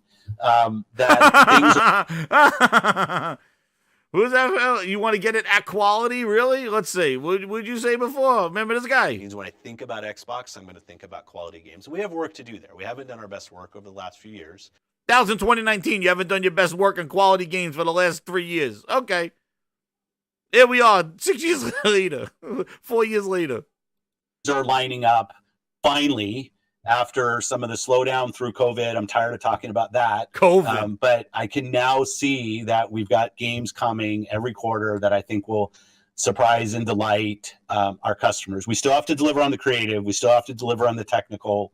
Not every game we ship is for everybody. We know that. Like, I don't want to build, I'm not trying to build the one game to rule them all. We will have different creative takes and different passion projects. That's what that means right there. Pentiment. So that's why I want to put in mind when he says having a game a quarter, that's what he's talking about. The games are not going to be for everybody. He's not talking bangers every quarter. See, that's what Xbox fans want. That's what Xbox fans think. He's not talking about bangers every quarter. He said some games are going to be 60s, some games are going to be 80s. He knows. You got your passion projects in there for the quarter. You see what he's talking about. Still bringing COVID up as an excuse. So when you have a passion project, and that's why Redfall came out when it did. Hi-Fi was quarter 1, Redfall quarter 2, Forza is going to be quarter 3, and Forza will probably be quarter 4 then. Maybe then the beta comes out. I don't know. I don't know if Hellblade is coming out this year. I think Hellblade will come out early next year. different, and we have a very diverse portfolio when you think about the stuff that Microsoft Game Studios builds. But I like that. I think for what we're trying to do as Xbox, which isn't to mimic any of the other platforms out there, it's create our own brand and identity. The diversity of what we build. You're creating your brand and identity with Redfall, Broken Ass Halo, and Craig. You're not doing such a good job. Hopefully will end up being a strength. But we have to do it at quality. We have to do it on time. And we have to show people what they're actually going to see. We have to show gameplay. And I think I'm kind of beyond that. Like, we've got to put great games in the hands of our players. There's nothing else. If I could follow up on that, and I apologize, I do not want to dominate the conversation, but I make sure I want to follow up on the point of everything that you just said. And I'll take it from a personal standpoint. I've been a big believer in what Xbox has been building since about 2016, right? Xbox Play Anywhere, Game Pass, what you're doing with the Series X and S, just the cloud initiative, everything. I love all the services and the marketing message that you present to the community. But to your point, and for me personally, Game Pass causing I have Game Pass. My kids play it. We all love it. But you even mentioned delivering quality experiences every quarter, things like that. That's the sentiment that we get from the community now. That's the sentiment that I even have of it's great to talk about these things. I think we've been talking about them ad nauseum. It's like, when are we going to get to that point of actually delivering these experiences? Like I just ran down those games. There's 20-something studios. Forget Activision. Xbox Game Studios, what it is today. There's more than enough studios and titles out there that we're all anticipating. And I think that is the common frustration that I see out there from people. Say, hey, if you've enough, oh my god, say over delivering on expectations of that show versus what it was. I think the drop of on setting expectation, and I will even say, yes, I'm rooting for the home team here, but I'll say over delivering on expectations of that show versus what it was. I think the drop of Hi-Fi to say, hey, if you've got Game Pass, you don't even have to buy the game. Like, just go click. People loved Hi-Fi. Something we don't talk a lot about that same month, Age 2 on console shipped. Truth be told, more people are playing a bunch of people are playing Hi-Fi and Age 2. Cover yourself, Phil. But Age 2 actually has more players right now. But all the Age of Empires 2 got more players than Hi-Fi Rush. There it is. Hi-Fi Rush was a success, Greenberg said. Goes to the highly rated kind of new Hi-Fi. Get that. I know the review scores on Minecraft Legends. Minecraft, I think, always reviews somewhere kind of different than the top. But if I look at the reaction, I think we've already had over 3 million people playing. I saw, like, its launch week, it was the #1 retail game on the Switch in Japan, which isn't always where Microsoft sits in terms of sales. So I feel like momentum The biggest is says he has building, something and on then his something sleeve. like Redfall happens, and I think it was like tissues. the Xbox community should demand a lot from us as a team. Where you sit inside of Microsoft, we've got the resources to do better. 2022 was, as you said, a very light year, I think is what you said. I might have other words for it. And then 2023, we started well, and this was a knockback. But it's our job to go and deliver on the next games. I can only look forward, right? I can sit here and wallow in my own frustration, but all I can do is say I'm going to do better tomorrow than I did yesterday, and continue to support the teams and continue to and sift through the rubble and start figuring out, well, what can we learn? What can we learn from this failure? What can we take from this? What is teachable? This part. It's a great point, and I think I love your quote, Gary. I might lift that from you. I don't want to hear these guys are long-winded when they ask that question. People don't have to care about this, but I'll talk about it. When we acquire studios, there's games that are in development when we acquire a studio, and then there's things that are either really early in development or not even conceived yet. And I think we need to improve on engaging in games that are midway through production when they become part of Xbox. I do think there's a different expectation for a game and even a team when you've been third party and all of a sudden you become part of first party. There's a different expectation in terms of how you're going to perform on our console.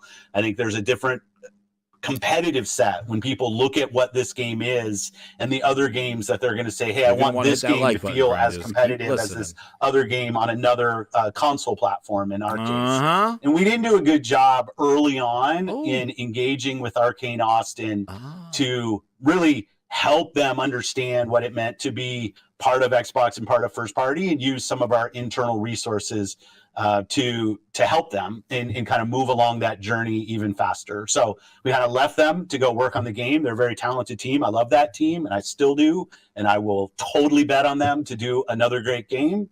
But when I, like Matt Booty and Jamie Leaders, running ZeniMax, and I sit down, I think we could engage earlier with our different studios. And I do think there's a difference when we come in when the creative's already set on a game. That's not washing our hands of any of the creative. Every game we ship from our teams is an Xbox game. Oh, okay. There he did. There it is.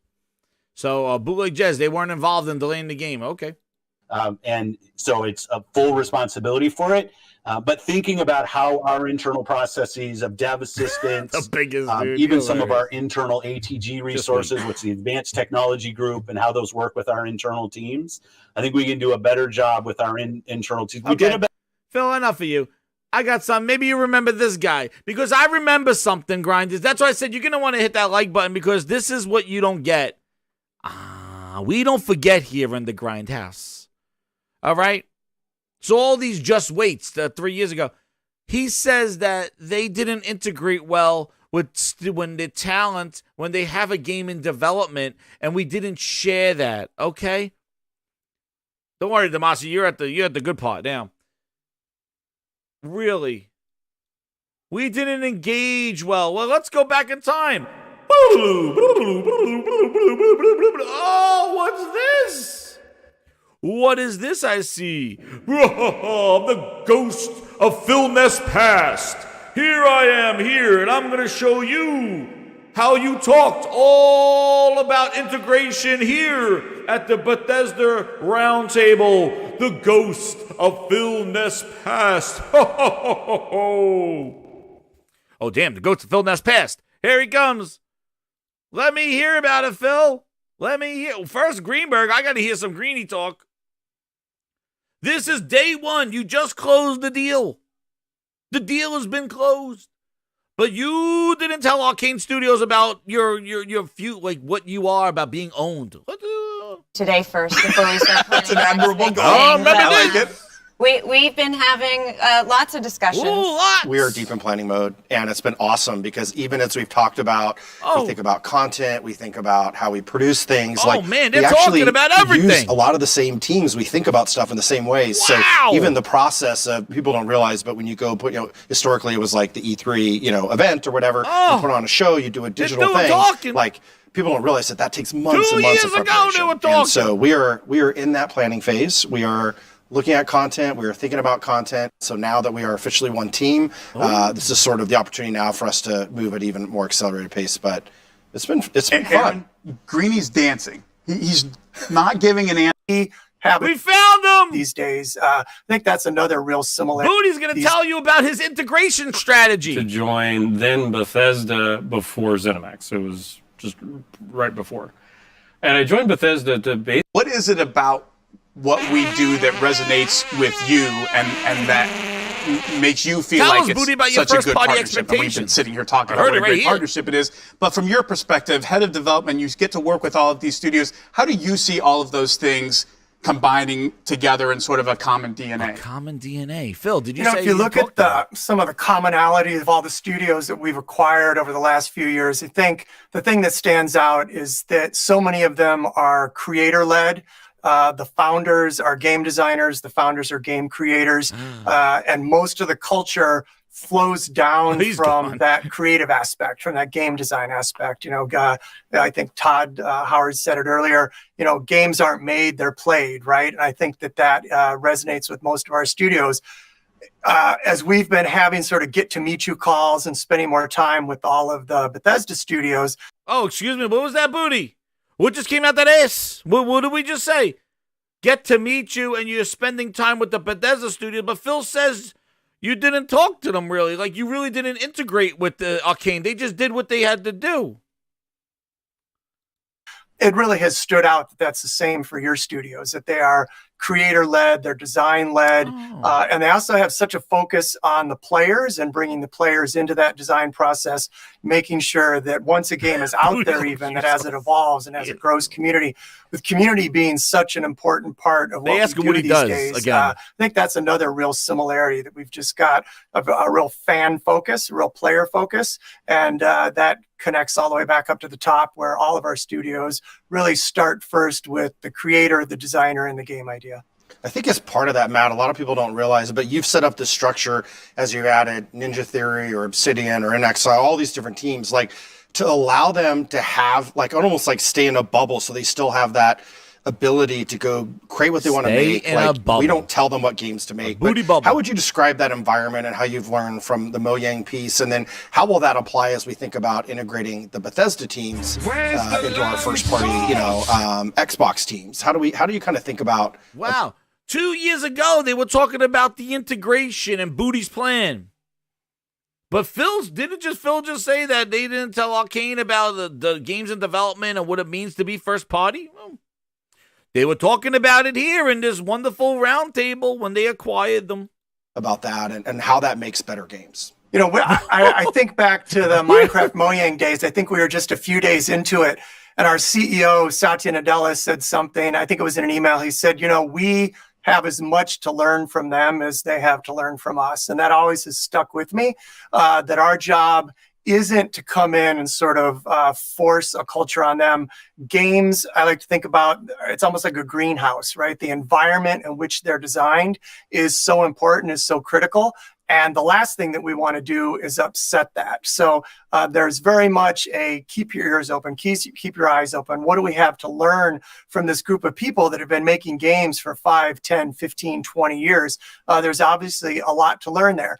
We were talking yesterday, TV, and don't touch him. Where's the lamb sauce? And Pete and I about synergies between studios, and I obviously, having worked here for a long time, know about a lot of them. But he was even bringing up stuff that I didn't know about, you know, collaborating and learning from one another. And TV, I was hoping you could just share how we. Oh man. Oh, they were sharing. Their Booty was clapping in the streets. 2 sugars, 1 cream. They were clapping Booty's hands off. They did everything. They did everything. I do have to get to the Pete Hines one where he actually asked Booty what he does there. I do think that's very interesting. Where's Pete Hines go? Booty, what do you do here? Where is it? Because everybody asked him. It sounds familiar. Did they make anything? Oh, the Minecraft guys, right? Maybe Minecraft. Just maybe a little you've heard thing. of it. Just a little thing like Mojang. And Phil, Phil was mentioning that you're kind of the Katamari of studios, that basically you've added how many studios now to Xbox Game Studios? 6?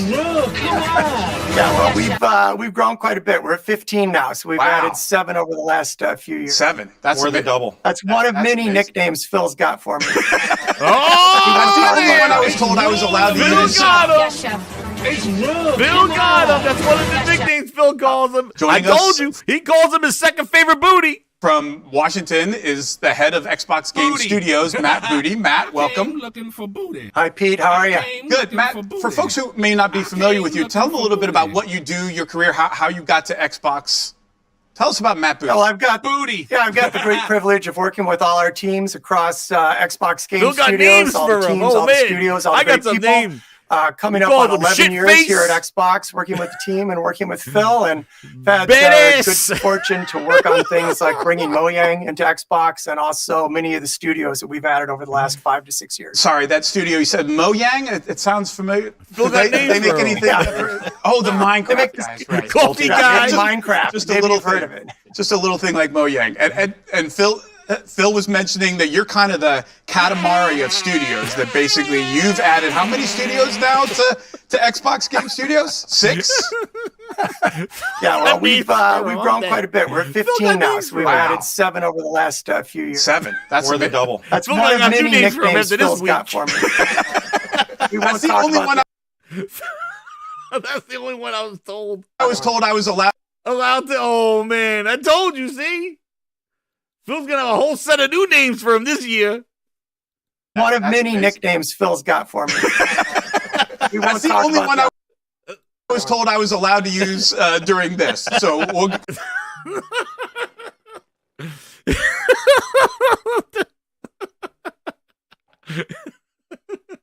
It's raw, Melissa. Yes, chef. It's raw. Come on. So we have got rats here. Rat is all This over is one of the place. names they got for him. Oh, damn. Phil's got a whole bunch of new names. But anyway, Phil got some names for him. Phil got some names. Phil go shit face.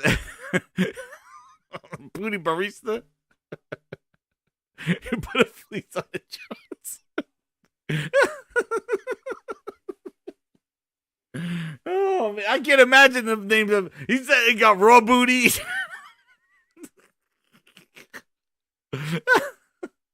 Phil calls him up. He's like, "This is Harry Booty, Harry Booty, Harry Booty, Dirty Booty."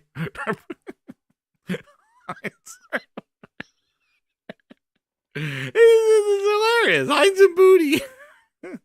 Oh, they were arrogant as hell, dude. They were arrogant as hell, man. They were slicksters, integrations, all this other stuff. And now Phil Spencer, a battered, beaten Phil Ness. Phil got many names for him. He can have some new names. Phil got new names for him. Hey, shitface, get in here. You rang. Booty badass. Oh, man, we found them. I came looking for booty. But anyway, the final humdinger to it all, grinders, of the Phil Ness interview was this. Now, the grand finale. Step right up, grinders. Grand finale here. The dude in the Xbox sweatshirt, man, let me tell you something. Let's listen, and then I'll give you my opinion on the finale. Still getting the console. Love that it for really elevating. Big lesson learned, as you brought up. Should we expect that answer? It's clear as day. Yeah. Okay, that's a great one. Another one, you see a lot of conversation, of course. I want to praise you and the team for really elevating the PC side of this Xbox ecosystem. I think we've seen a lot of great strides in that. But when you see the community talk about the console side of things, do you think you've lost the focus or maybe put too much onto the PC side? Do you think that the console is still getting the console love that it deserves, whether it be the homepage Clip it, update, Supermod. achievements, of course, looking forward and using the power of this next gen? Do you think you guys have lost that focus, or is it still there, and can we see more love on that side? Well, we'll definitely continue to focus on making our console experience as great as it can be. I like the homepage You're my #1 refresh and some customer. stuff. I will say this might be disruptive as well. We have a different vision. You know, Paris talked about this. It's play the games you want with the people you want anywhere you want. We want Xbox to be something that people who buy our console can feel like they're a member of. Obviously, who are playing on PC, who are playing on cloud, that they feel like they're full members of our ecosystem. Game Pass players can play on many different devices, and we remain fully committed to that. We're not in the business of out-consoling Sony or out-consoling Nintendo. There isn't really a great solution or win for us. And I know that will upset a ton of people, but it's just the truth of the matter is that when you're third place in the console marketplace and the top two players are as strong as they are and have, in certain cases, very, very discrete focus on doing deals and other things that will that kind of make being Xbox hard for us as a team. That's on us, not on anybody else.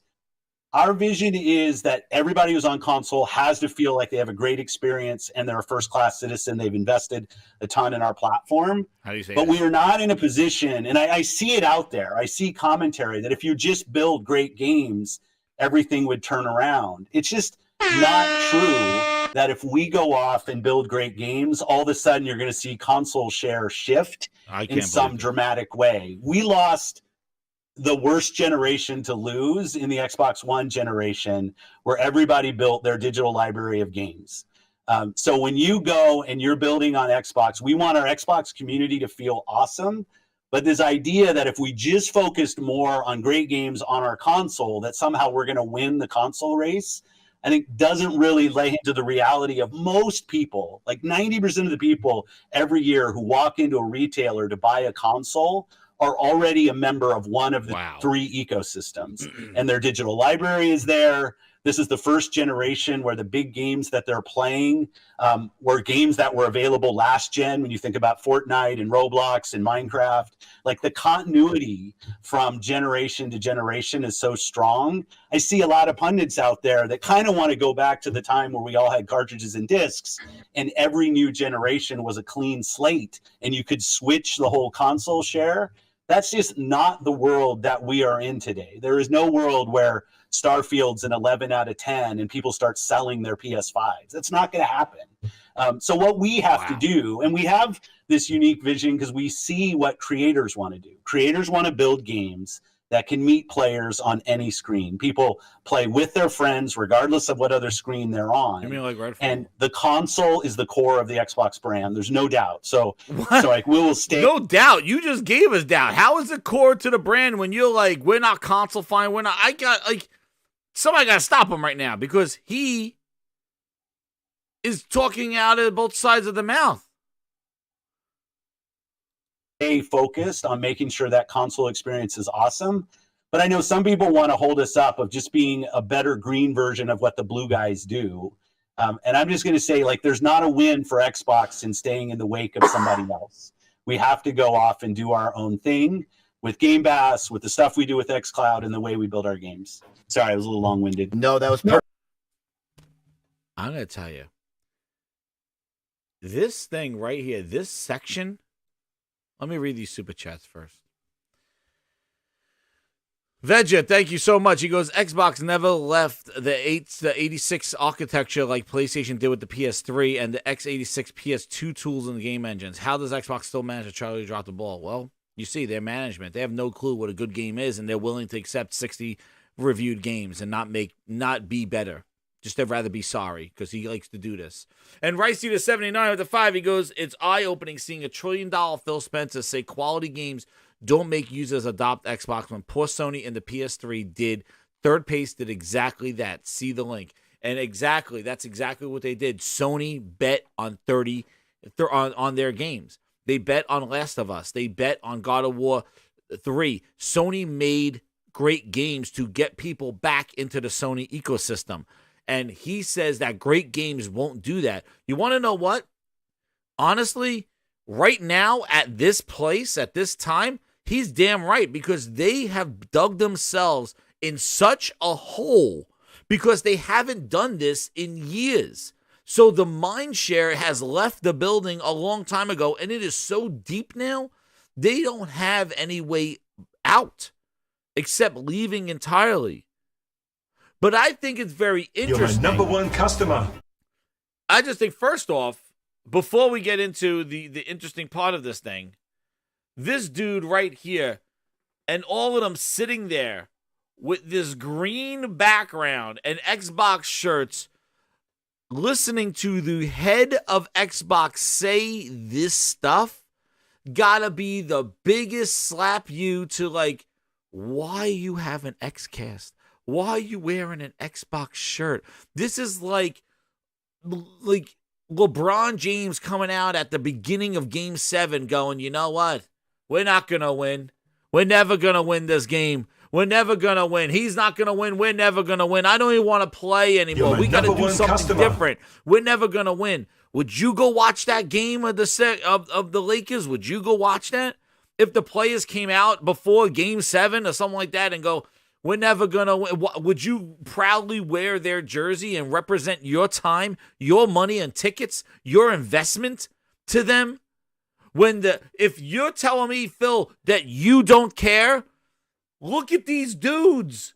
Look at the background. Look at the Xbox merchandising.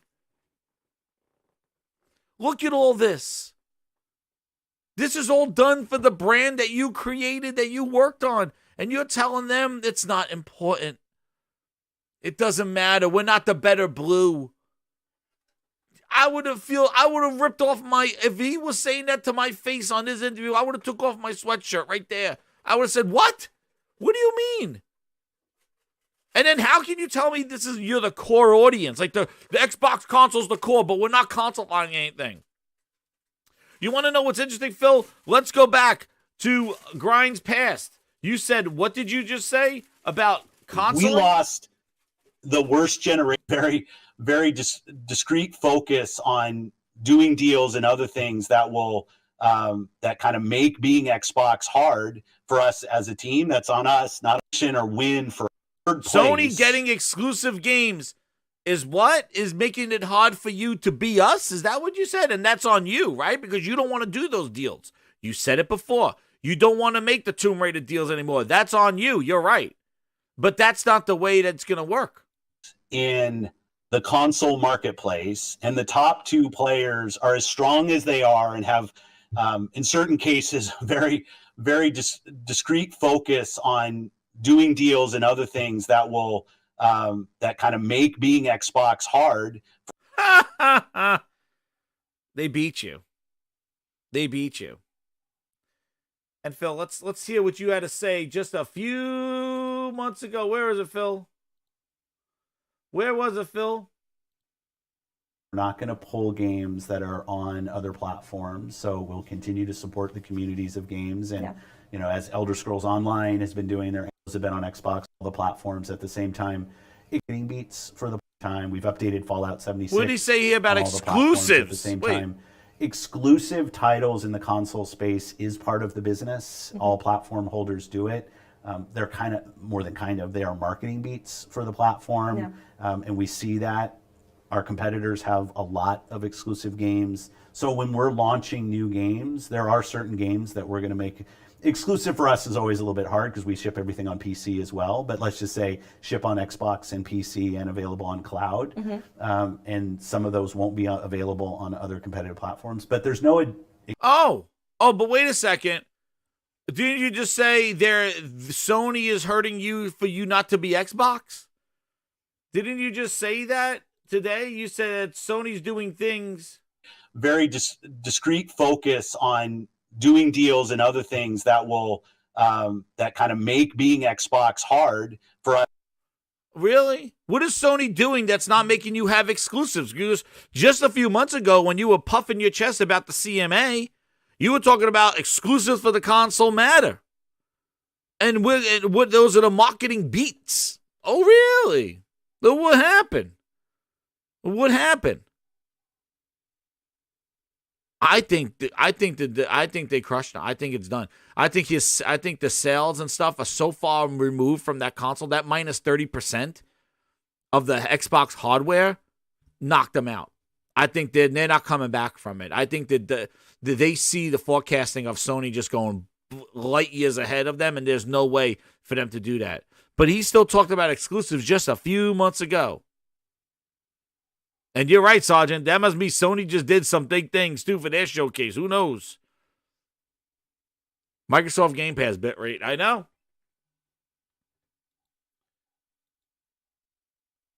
And I think this is funny, too, where he says how it plays, and the top two players are as strong as they are and have anybody else. Our vision is that everybody who's on console has to feel like they have a great experience and they're a first-class citizen. They've invested a ton in our platform, but we are not in a position, and I see it out there. I see commentary that if you just build great games. Well, not that one yet, Phil. Wait a second. Discrete focus on doing deals and other things that will from gen systems in the console race, I think doesn't really lay into the reality of digital library of games. So when you go and you're building on Xbox, really lay into the reality of most people. Like 90% of the people, not the world generation is so people. Like 90% of the people really, we want our Xbox community to feel awesome, but there's not true that if we go off and build great games, all of a sudden you're going to see console share shift in some dramatic way. We lost the worst generation to lose in the Xbox One generation. We lost the worst generation to lose in the Xbox One generation. Let me give you a little hanging thing there. Shout out to Ron M. VIP Grinder, giving out the VIP grinders. He wants everybody partying with Herman Holtz. You just made the list. Woo! He wants everybody with Herman Holtz with the quality splits. Thank you, Ron M. 10 memberships to the VIP. You're the man, Ron. Twisted Sync. You just made the list. Just kicking the ass. That's right. So, thank you so much for the VIP grinder. Shout out to all the new VIPs coming in. Here they come partying. Vedja, Brian East, you Robin just made the Lawrence, list. and Methods. Congrats to you, Corey Mossy. Welcome to the VIP Grindhouse. Is Lardis, how you doing? Virtual Reality's there. Fen Solo. You just made the list. Pitch Black. What a rundown, dude. What a rundown. Welcome. Now you could flex the emojis of Phil Ness and the 3 C's and quality splits. You just made the list. Welcome. Oh, man. There they go. You know what? I got to play a song. I got to play some. We got to play the quality flutes.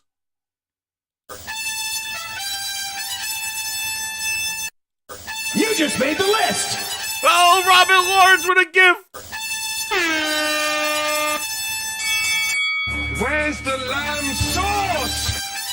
And they got True Virgil. No, you True Virgil. True Virgil's in the VIP Grindhouse. We got True Virgil. Oh no, True Virgil, you're gonna see greatness now. Hold on. You just made the list. They got True Virgil. Holy Spirit, activate. Holy Spirit, Oh activate. damn. Activate. Yo, True Virgil's gonna go to the VIP Grindhouse and he's gonna say, "Turn off this music." You just made the list. We'll be like this in the VIP Grindhouse, and True Virgil's gonna come in there and go, "Shut it down. Play my song." Oh no! You just made the list. True Virgil. We're gonna change him. We're gonna change True Virgil. He got that pony contract. He's gonna request this one from the DJ. Oh no! Oh, it's gonna hurt me putting that name on that board under Herman Holtz Splits, True Virgil. You just made the list. Oh man. Oh, the grind has. Sir True Virgil's like, play my song. Oh no, he's gonna want the flute on repeat.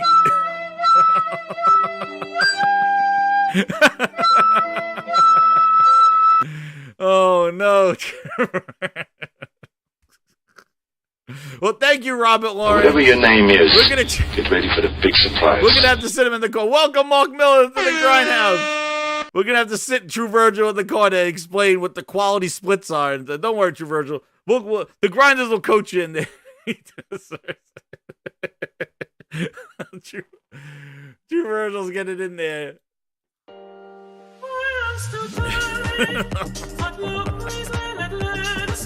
That's Oh man, let True Virgil compete. He'll be in there. Oh no, he's playing Halo at 120 frames. He's already started his shit already in the grindhouse. Oh my goodness. Games, I don't know where they are, but inside your back right above your crack. Do you have a pen and fill this up? I'm waiting. I might have to put True Virgil's name. I think I'm gonna put it right under Herman Holtz's nuts.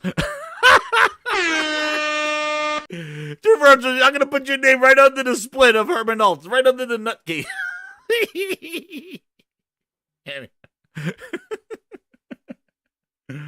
Oh damn. Anyway, so the fun. I'm trying to get to this thing. So this whole thing with this part with the games, right? Phil says here we lost the generation, right? We lost it. What is it? Froze? That'll happen, Phil. They don't want me to do the interview. My browser froze.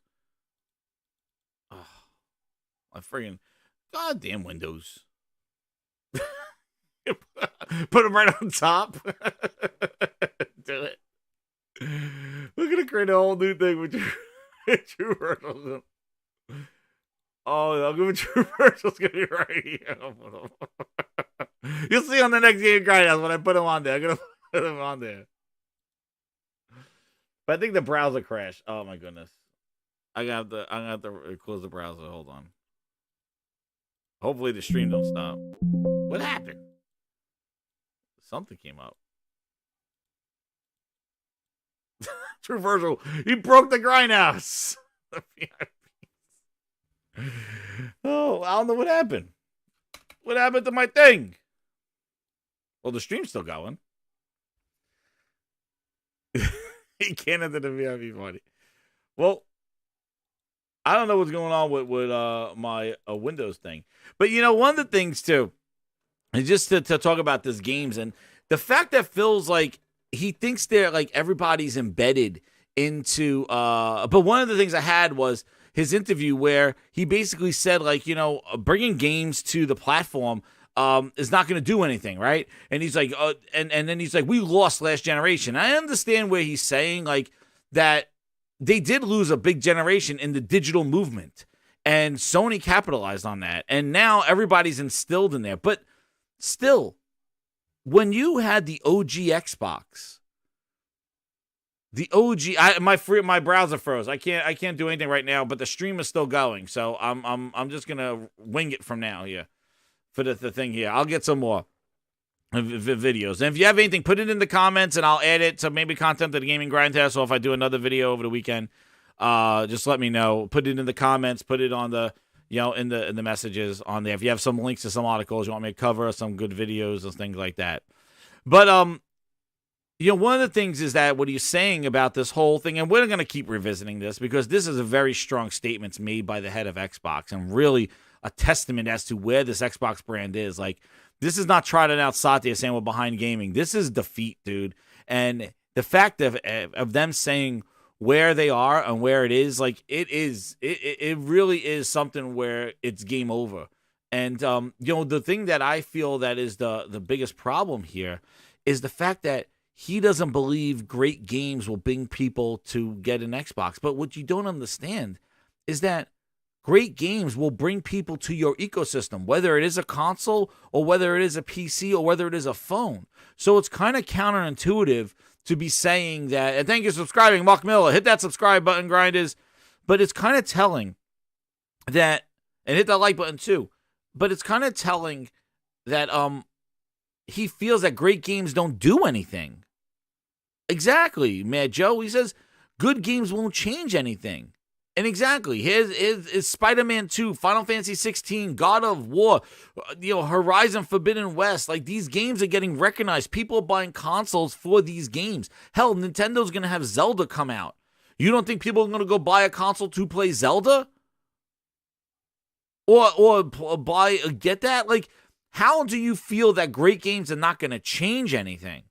Because even if they don't go buy an Xbox, they still will subscribe to your service. Like, how do you plan to entice people to come to your service when you're okay with 60 rated games coming from your first party that you directly oversee? You're okay with that. Like, oh yeah, well, we're going to do it. You can't be afraid. Then say great games are not going to change anything. They're not going to make people buy the console. Like, listen, that is not good. Because great games will bring people to your ecosystem, whether you consider it an Xbox or a PC. The thing is that you got to make great games. That should be number one. That should be number one. That's what Sony did with the PS3. Sony realized they had to make games to make their console appealing. And then they used those games to lead into the PS4 and made remasters to those games and built upon those games and grabbed on people to get on board with this. Same thing with Nintendo. The Wii U was a defeat. The Switch was too casualized. The Wii U was a defeat. What did Nintendo do with the Switch? Launch it with Zelda, Mario Galaxy, Mario at the end of the year. Let's go, Mario Kart, Smash Brothers. They put all the games that people wanted to play and didn't deal with Waggle and all this other stupid stuff. They said, hey, here are the games that people want to play. They brought it back with the games. And then the Switch took off from there. Games. You making a gaming platform, it's about the games. You said it yourself. You said it. Games to our platform, because in the end I think the gamers play the games. Of course they do. They don't play the studios. They don't play the resolution. Where's numbers. that guy? Like they play the games, and we want to make sure the best games are there. But if you're and you just said the best games don't do anything. Great games are not going to change anything. With that mindset, they're done. How do you? You're my number one customer. And this personifies everything that they're trying to do. And I said this from day one. It's not about the games. He said it there. He's accepting, we'll make 80s, we'll make 60 games. You know, great games are not going to change anything. Then what incentive does Microsoft have to make great games? To make games for their platform? Thank you for the 5, Islan Aris. Did you put, hold on, I got to say, is that a sticker?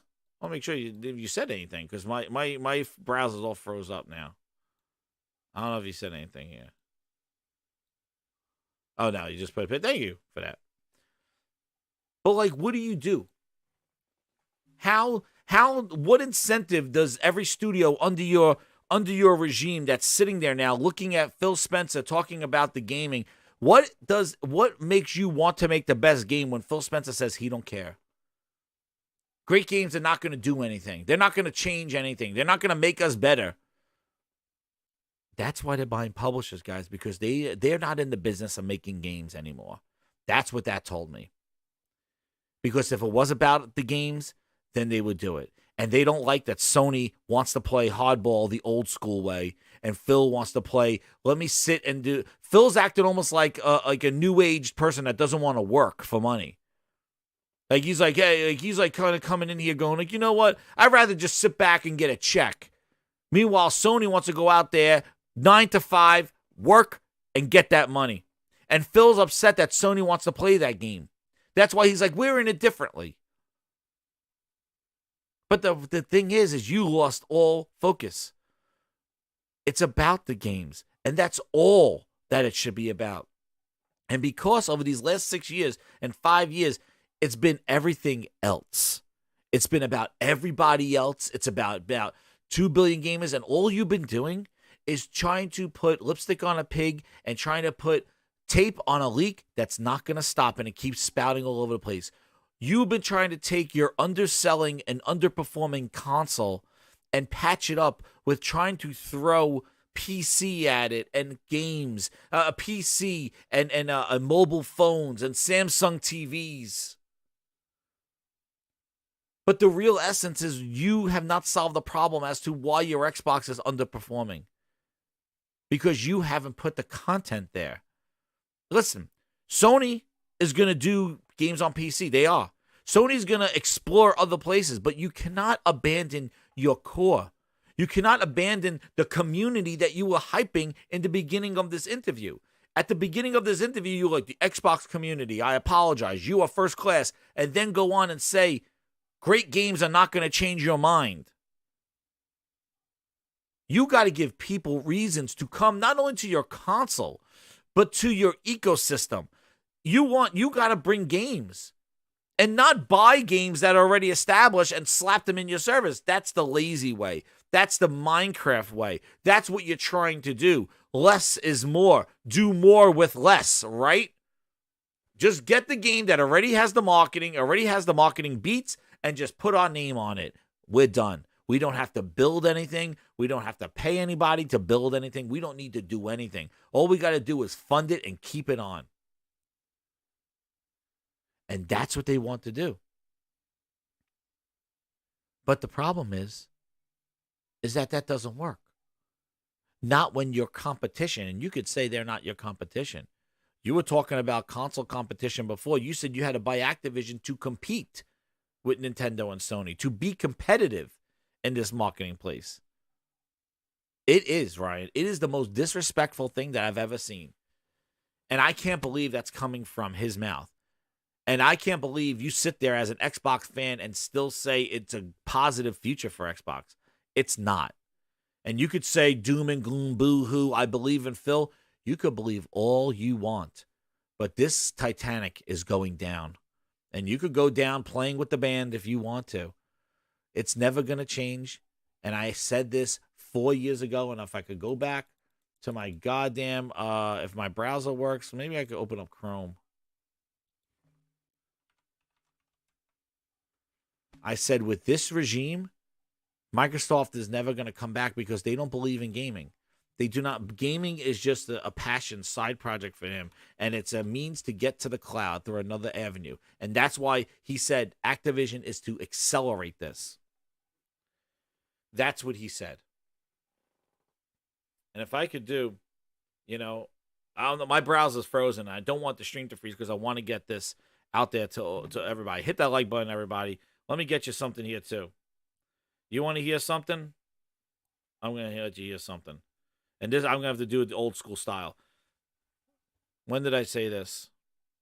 I'm going to play one of these things.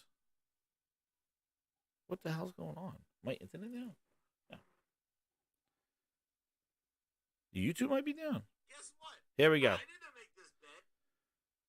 This is me about 3 years ago. They made this bed. That's the position you put yourself in. If you can't answer that question, how the hell is your customer going to answer that question? I will, Richard. I'll get you. That was a rehearsed interview question. That was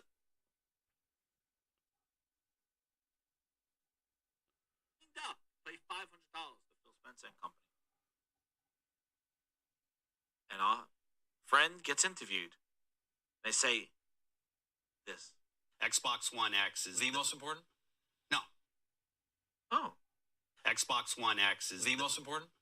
No. That was quick. All right, so let's say that hypothetically I'm still an Xbox 360 owner. Yeah. That being said, what should my next hardware purchase be? I guess they are the tough questions. No. Xbox One X is the most important? No. Oh, that was fast. How important is market share versus Nintendo and versus Sony's PlayStation? The two metrics I really look at in the growth of this business is engagement of players. How many monthly active players do you have across any device? And what does your software and service revenue look like for those players? It's all about engagement now. Well, guess what, everybody? How do we engage? How? With great games. Have we been getting great games? Xbox One X is the most important? No. Thanks. No. We have not been getting great games. We've been getting... I'd buy that for $1. Yeah. Oh, it's in Game Pass. I'll buy that for $1. Oh, I found games I were never bought before in Game Pass. Glorious. Oh, and we get our... We're really focusing first on what it means to play these games on your phone. So when we thought about how can we get as many people playing on a phone as possible. So Xbox One X is not the most important. We know that. So I don't know why you would go buy something when the guy says that on the eve of buying that thing. And this is the thing. I'm not saying these games did not find their audience. These games did not find joy. But these are not the games we need. See, that's the thing that a lot of people avoid when they talk on YouTube and on Twitter and stuff like that, and they try to pull out some bullshit. They just trash on the game. They say the game is this. If you look at these games, these are not the games that we need. This is not what Xbox needs to do to gain respect. You're my number one customer. A lot of gamers respect. People are packing their bags up and moving out. This is not, oh, let me check this other out. No, people are like done. Done. Oh, yes, I did see King Thrasher's video about that. Yes. How he speaks. It goes on. But that's old school grinds. And one more I had, too. That's when it started putting out first-party games on Xbox and PC. First off, Minecraft together. He seems to always use Minecraft. And just keep in mind, Minecraft was everywhere when Microsoft bought it. Okay? Bought it. Microsoft did not make a game and put it everywhere, and it grew, and it's a darling of the industry, and it was amazing that Xbox or Phil Spencer and company made a game, and it just transcended, sort of like what Epic. Subscribe to the Grindhouse. Told you, I've been saying this stuff for years. I'm not just all of a sudden. And it went all multi-platform. Go back to the old videos. Has not done this with their own games, okay? They bought Minecraft when it was everywhere. They are basically just paying the electricity bill and giving those people lunch. Like, that's basically what they're doing. Like, Minecraft was already everywhere. It was the internet, darling. It was on everything. People just it was a competition. Now, if people are buying a PlayStation, you shouldn't say, oh, but my kids want to play together. No, you should be like, why did that parent buy PlayStation? What is the reasoning why that parent buy PlayStation? Are we not competing at a certain level? Is that parent want something else for their children that we don't offer? Why is that other family buying a PlayStation? We need to address that with Xbox and make sure that when they go into Best Buy, they know that Xbox is the best and they all buy an Xbox and all join on services so everybody can play together. That's how you approach it as a competitor. You don't sit back and whine, oh, they bought the blue, I bought the green, but they can't play together. So the green is just going to give up and say, guess what? You can play together now. That's conceding. That is basically waving the white flag, you're done. Instead, you should be going, interview that neighborhood and go, well, why did they buy a PlayStation? What does PlayStation have more than us? Well, you know what? They do this. Oh, well, we need to learn how to do that on an Xbox. Like, that's what you should figure out why they bought it. Not the fact that they bought it and you can't play with each other. And then he goes like this. He goes, and he says this finesse. Like, we got this finesse going like this. You're reducing to, and he does this all the time. He basically. Anyway, it goes on and on about it. And those were what was that one? It was like 3 years ago. But the thing is, it's like, exactly, why you're conceding. And you can see, it's about monthly active users. So what he wants to do is that he just wants to slap Microsoft's name to increase those monthly active users. But he doesn't want to make games to bring those users to him, to all his services. Games will not only sell consoles, if he don't believe it does, it's not going to do that, but at least the games will entice people to join your platform, to join your ecosystem, the community that you talk about. What is the community going to come to if there's no community there? Right, see to 79 with the 5, he goes, imagine crying about Sony making third-party deals after 360's Mass Effect, Oblivion, Witcher 2, Bioshock, Lost Planet, Tales of Vesperia, and Eternal Sonata. Exactly. And Gears which they didn't own Epic. They just partnered with the Gears. They didn't own it. They did all those things, dude. But they're complaining and crying that Sony's not letting them compete. Dude, it's on you. It's on you. And my things go way back, Bitrate. They go all the way back. That's how I started this channel, because I did not like the position that Microsoft was putting them in. I didn't want to see them go this route because I feared this would happen. And now it's happening, and I'm not going to shut up about it because I said this is what I would. They want you to forget about it and move on. I'm going to move. No bullshit. I grew up with Xbox, dude. I know. I lived all this stuff. I spent money because of this man saying certain things, and I bought their products because I believed in certain things that they told me were going to be there, and they weren't. Now it's time to pay the piper. And I'm not doing it without playing games because it's incredible, like I told you before. Jim Ryan, everybody's like, oh, well, give credit to Phil Spencer for this interview. Why? Why? This is all they got, dude. You think the son of a bitch would release a goddamn gameplay trailer or something like that, right? For some game that's coming out. No. Instead, he puts up his sad mug on the screen and just goes, it's on me. We're not great games are not going to change anything. Sony's doing this stuff. Like, you complain. That's the best you have to offer, Microsoft? As a gaming company, you are? As a gaming company, the best you do is to trot out bootlegs Times Square Mickey Mouse, beat it and bat it down on an XCast interview telling you that Xbox doesn't matter anymore. That's the best that you can do. He didn't talk about new games. He didn't talk about new features. Why are you waiting for June showcase? Show it now. Fix it up. I got a new gameplay trailer for Fable to show here at the XCast, guys. Hopefully this shows our commitment to making Xbox community better. Nope.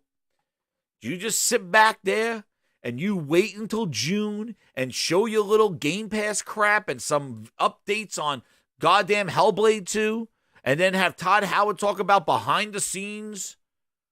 Thank you, Zuby. That's the best you can do. Dude's not even talking about games. Imagine if Nintendo, and even with the failures of the Wii and the failures of PS3, they never had these guys coming out there doing interviews, explaining themselves. They went to work.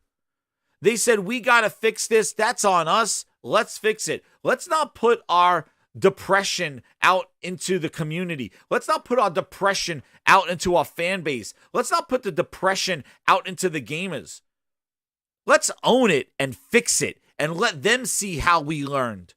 I don't need to come on here and say, I hear you, I learned. I just showed you interviews and I had more. My browser froze of him. Sorry, I heard you. He said on the last interview, when they were talking about 2 years ago with the Xbox Series X's, he was like, in Japan, we're selling consoles. I don't know, whatever winning means. Whatever winning means, Phil. Well, you basically cleared up here that you're losing. And you lost the generation. So you damn well know what winning and losing mean. And you were touting that up to buy your console. Man, you go watch that Xbox One X launch, Series X launches. It was all about the console and the power. Now, great games don't do anything? Are you kidding me? Twisted Singh said Microsoft thought Jim would be easy pickings. They thought that. I think so. I think also, Twisted, to go along with that, I really think that Sony caught Microsoft off guard. I think Phil and friends really believed in that kumbaya. They believed that Microsoft and Nintendo, at least Sony, were going to partner with them and they were going to be together forever. And I think Sony said, dude, no. No, we got a business to run, and you're not going to finesse us and come on and trip on our lawn. We worked hard to get what PlayStation 4 was. We had to buy studios. We had to make great games. We got through a whole bunch of crap. We had to get through the PSN down on the PS3 and come back and prove people that they could spend money in our ecosystem. Sony came back from the gutters of PlayStation 3, guys. They came back from the gutter. Their network went down. Nobody trusted them with credit cards. Sony was in a digital ecosystem. How the hell did Sony convince? Even to this day, people probably don't even trust putting their credit card on Sony's thing and buying Whatever your name is, their cards. get ready for the big surprise. What's up, Jericho? Welcome to the Grindhouse. To this day, Sony sells PlayStation Plus cards because people didn't even trust them with their credit card. How does that company come back and now have an incredible online digital storefront that you're buying stuff? They did it because they learned. That was why the PS4 had that incredible celebration and clapping, because people said, look, Sony got it. The PS3 at $600, they said never again. $400 PlayStation, and we're not dealing with all that crap that Microsoft is doing. And people like you listen to us. Microsoft could talk. It's not even Microsoft. Phil could say, I learned, I did this, I got to do better. You got to do better in 2019. We're in 2023. What are you doing better? And stop telling us, show us. You said in 2019 your quality had to be better. Well, why are you sitting here post Redfall saying that, yeah, that's on me. The game is horrible because of the bugs, incompleteness. This is not a game that people just with dichotomy like didn't like or didn't. This is a broken game. This is a game that's not ready, and they launched it knowing it at $70. And I'll get on a whole rant about those $70 crew people from last year. People complain about $70 accepting this. But I'm telling you right now, that $70 stuff, that's a that is somebody that's coming into our hobby, coming into mine and your hobby and shitting up the place and trying to bring everyone down with them. And I'm proud that Sony and Nintendo are keeping high and like, no, we're not going down with you. You want to go down? You go downtown Julie Brown. You go downtown and you sink and try to do something different. Good luck, because guess what? You're not going to get outside the front steps of that place without bringing games. If you think you're going to be successful without bringing great games to your platform, regardless of what your platform is, then guess what? You're done. You're ignorant. You're stupid, and you don't care. Because you cannot claim to be a gaming company just by owning them. Because guess what? That talent's going to leave, and nobody's going to want to work for a clown. Nobody's going to want to work for a boss that says we'll make 60 games and we'll make 80 games. I don't care. It's about the creative freedom. My ass. Creative freedom. What good creative freedom if you can't tell your story? What good is it for you to say, hey, I'm going to take you in the chat, Sinister, right there, VIP Grinder, Sinister. I'm going to take you right now, and I'm going to give you creative freedom. I'm going to give you a book. Blank pages, Sinister, right? I'm going to give you a book, and I'm going to say you could write any story you want. Do whatever you want, Sinister. I'm giving you the book, you VIP Grinder here. You could write whatever story you want. But and I'm not going to tell you what to write. But whatever your name is, whatever you get ready want. for the big surprise. What's up, Scott? Welcome to the VIP. Welcome to the Grindhouse. So, Sinister, I'm going to make you do. Hey, what's up, the Almighty Spartan? What's up, man? So now, Sinister, you're going to write anything that I give you. Any story you want. Right? Here's the blank pages. Here's a pen. I'm not going to tell you. But guess what? Nobody reads your story. What does it matter about your creative freedom if you cannot share your creativity? So what does it matter if Phil gives them creative freedom? Do whatever you want, and then it comes out and nobody plays it because it's not a good game.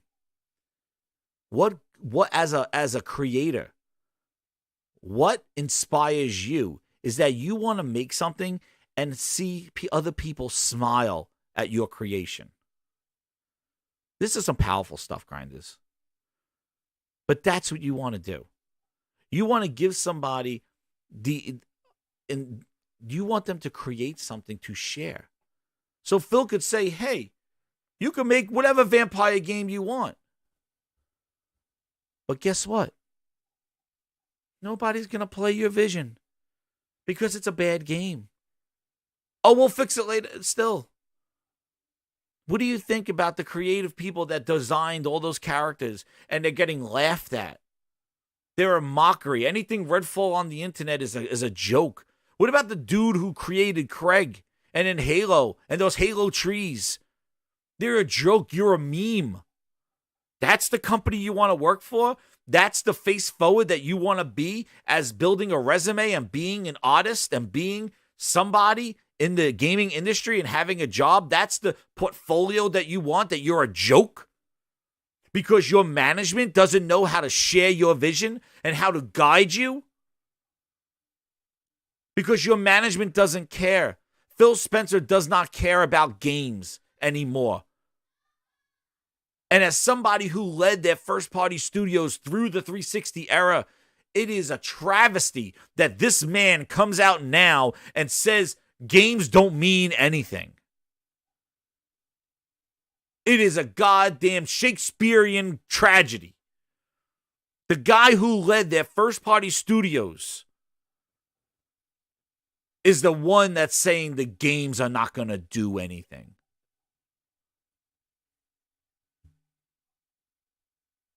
It's insane.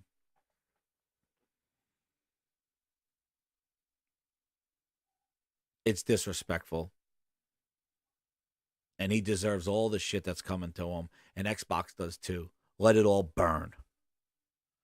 Because this is the only way. It's almost like the Matrix. You know how the Matrix had to have it destroy itself for it to rebuild itself? We're in the destruction era right now. Because right now, without that CMA, without that Activision deal, they're a chicken without a head. And the chicken's going to drop. It felt like a gut punch. I couldn't believe that that's what he was saying. You want to joke and all that other shit and you know, and do Phil Ness and do all that stuff. But when you're coming there and you know, it's messed up to think great games are not coming and the games are not going to change anything. How the hell do you lead a gaming portion of your company and say that? And you look at the data, look at the data. You know what? Take a walk, because you're a clown, Phil. You are a clown and a burnt up Mickey Mouse. So go back to your castle, pack up your bags, and get out. Because you're not doing us any favors. You have done the worst job for Xbox. For somebody who was there since the beginning. You just made the list! Since the beginning. You're the one that's going to kill it. You already have. Because you forgot about the most important thing for a gaming platform. I don't give a shit. Console, PC, mobile, Samsung TVs. I don't care. The most important thing for a gaming platform is the games. And I've been saying this for goddamn 6 years since I've been on this friggin' YouTube. And you said it. But you just pandered to us. So you go to FanFest and watch them clap for you and hug you and you could sign that ass. And they love you and all that other stuff because it's about you. And this is what I mean. Microsoft's best approach to address bad news is to trot out Mickey Mouse. Oh, boy. There he is. Come on, Phil. Phil, get out there. Oh, boy, here I am, everybody. Ho-ho. There he is. That's their best approach. Not with gameplay. Not with an announcement of a release date or anything about Forza, show anything. No, you just wait now till June. Sit here, lament on this shit, play your trash-ass Redfall, and wait, and wait, and wait, and keep waiting. And then the pressure builds up. You don't show what you need to show, and then we're back to square one. Wait till next year. I look at the roadmap. I'm releasing, and we make games for everybody. Dude, you shut up. All right. Because guess what? After Redfall and Bleeding Edge, who approved Bleeding Edge and killed that in a year? You shut down Gears Pop. On and on and on. Dude, your failures are mounting to failures. Failures. You failed, Phil. And you tried to patch it up with Activision and Bethesda. And guess what? You messed up. You sat there in 2019 talking about integration and mergers and sharing assets and resources. And we're talking about this and we're all on the same team making quality games. And you release Redfall. And then on top of that, Hi-Fi Rush is a polished game. A polished game. A game that gets well reviewed. And that's the game you don't market. That's the game you hide.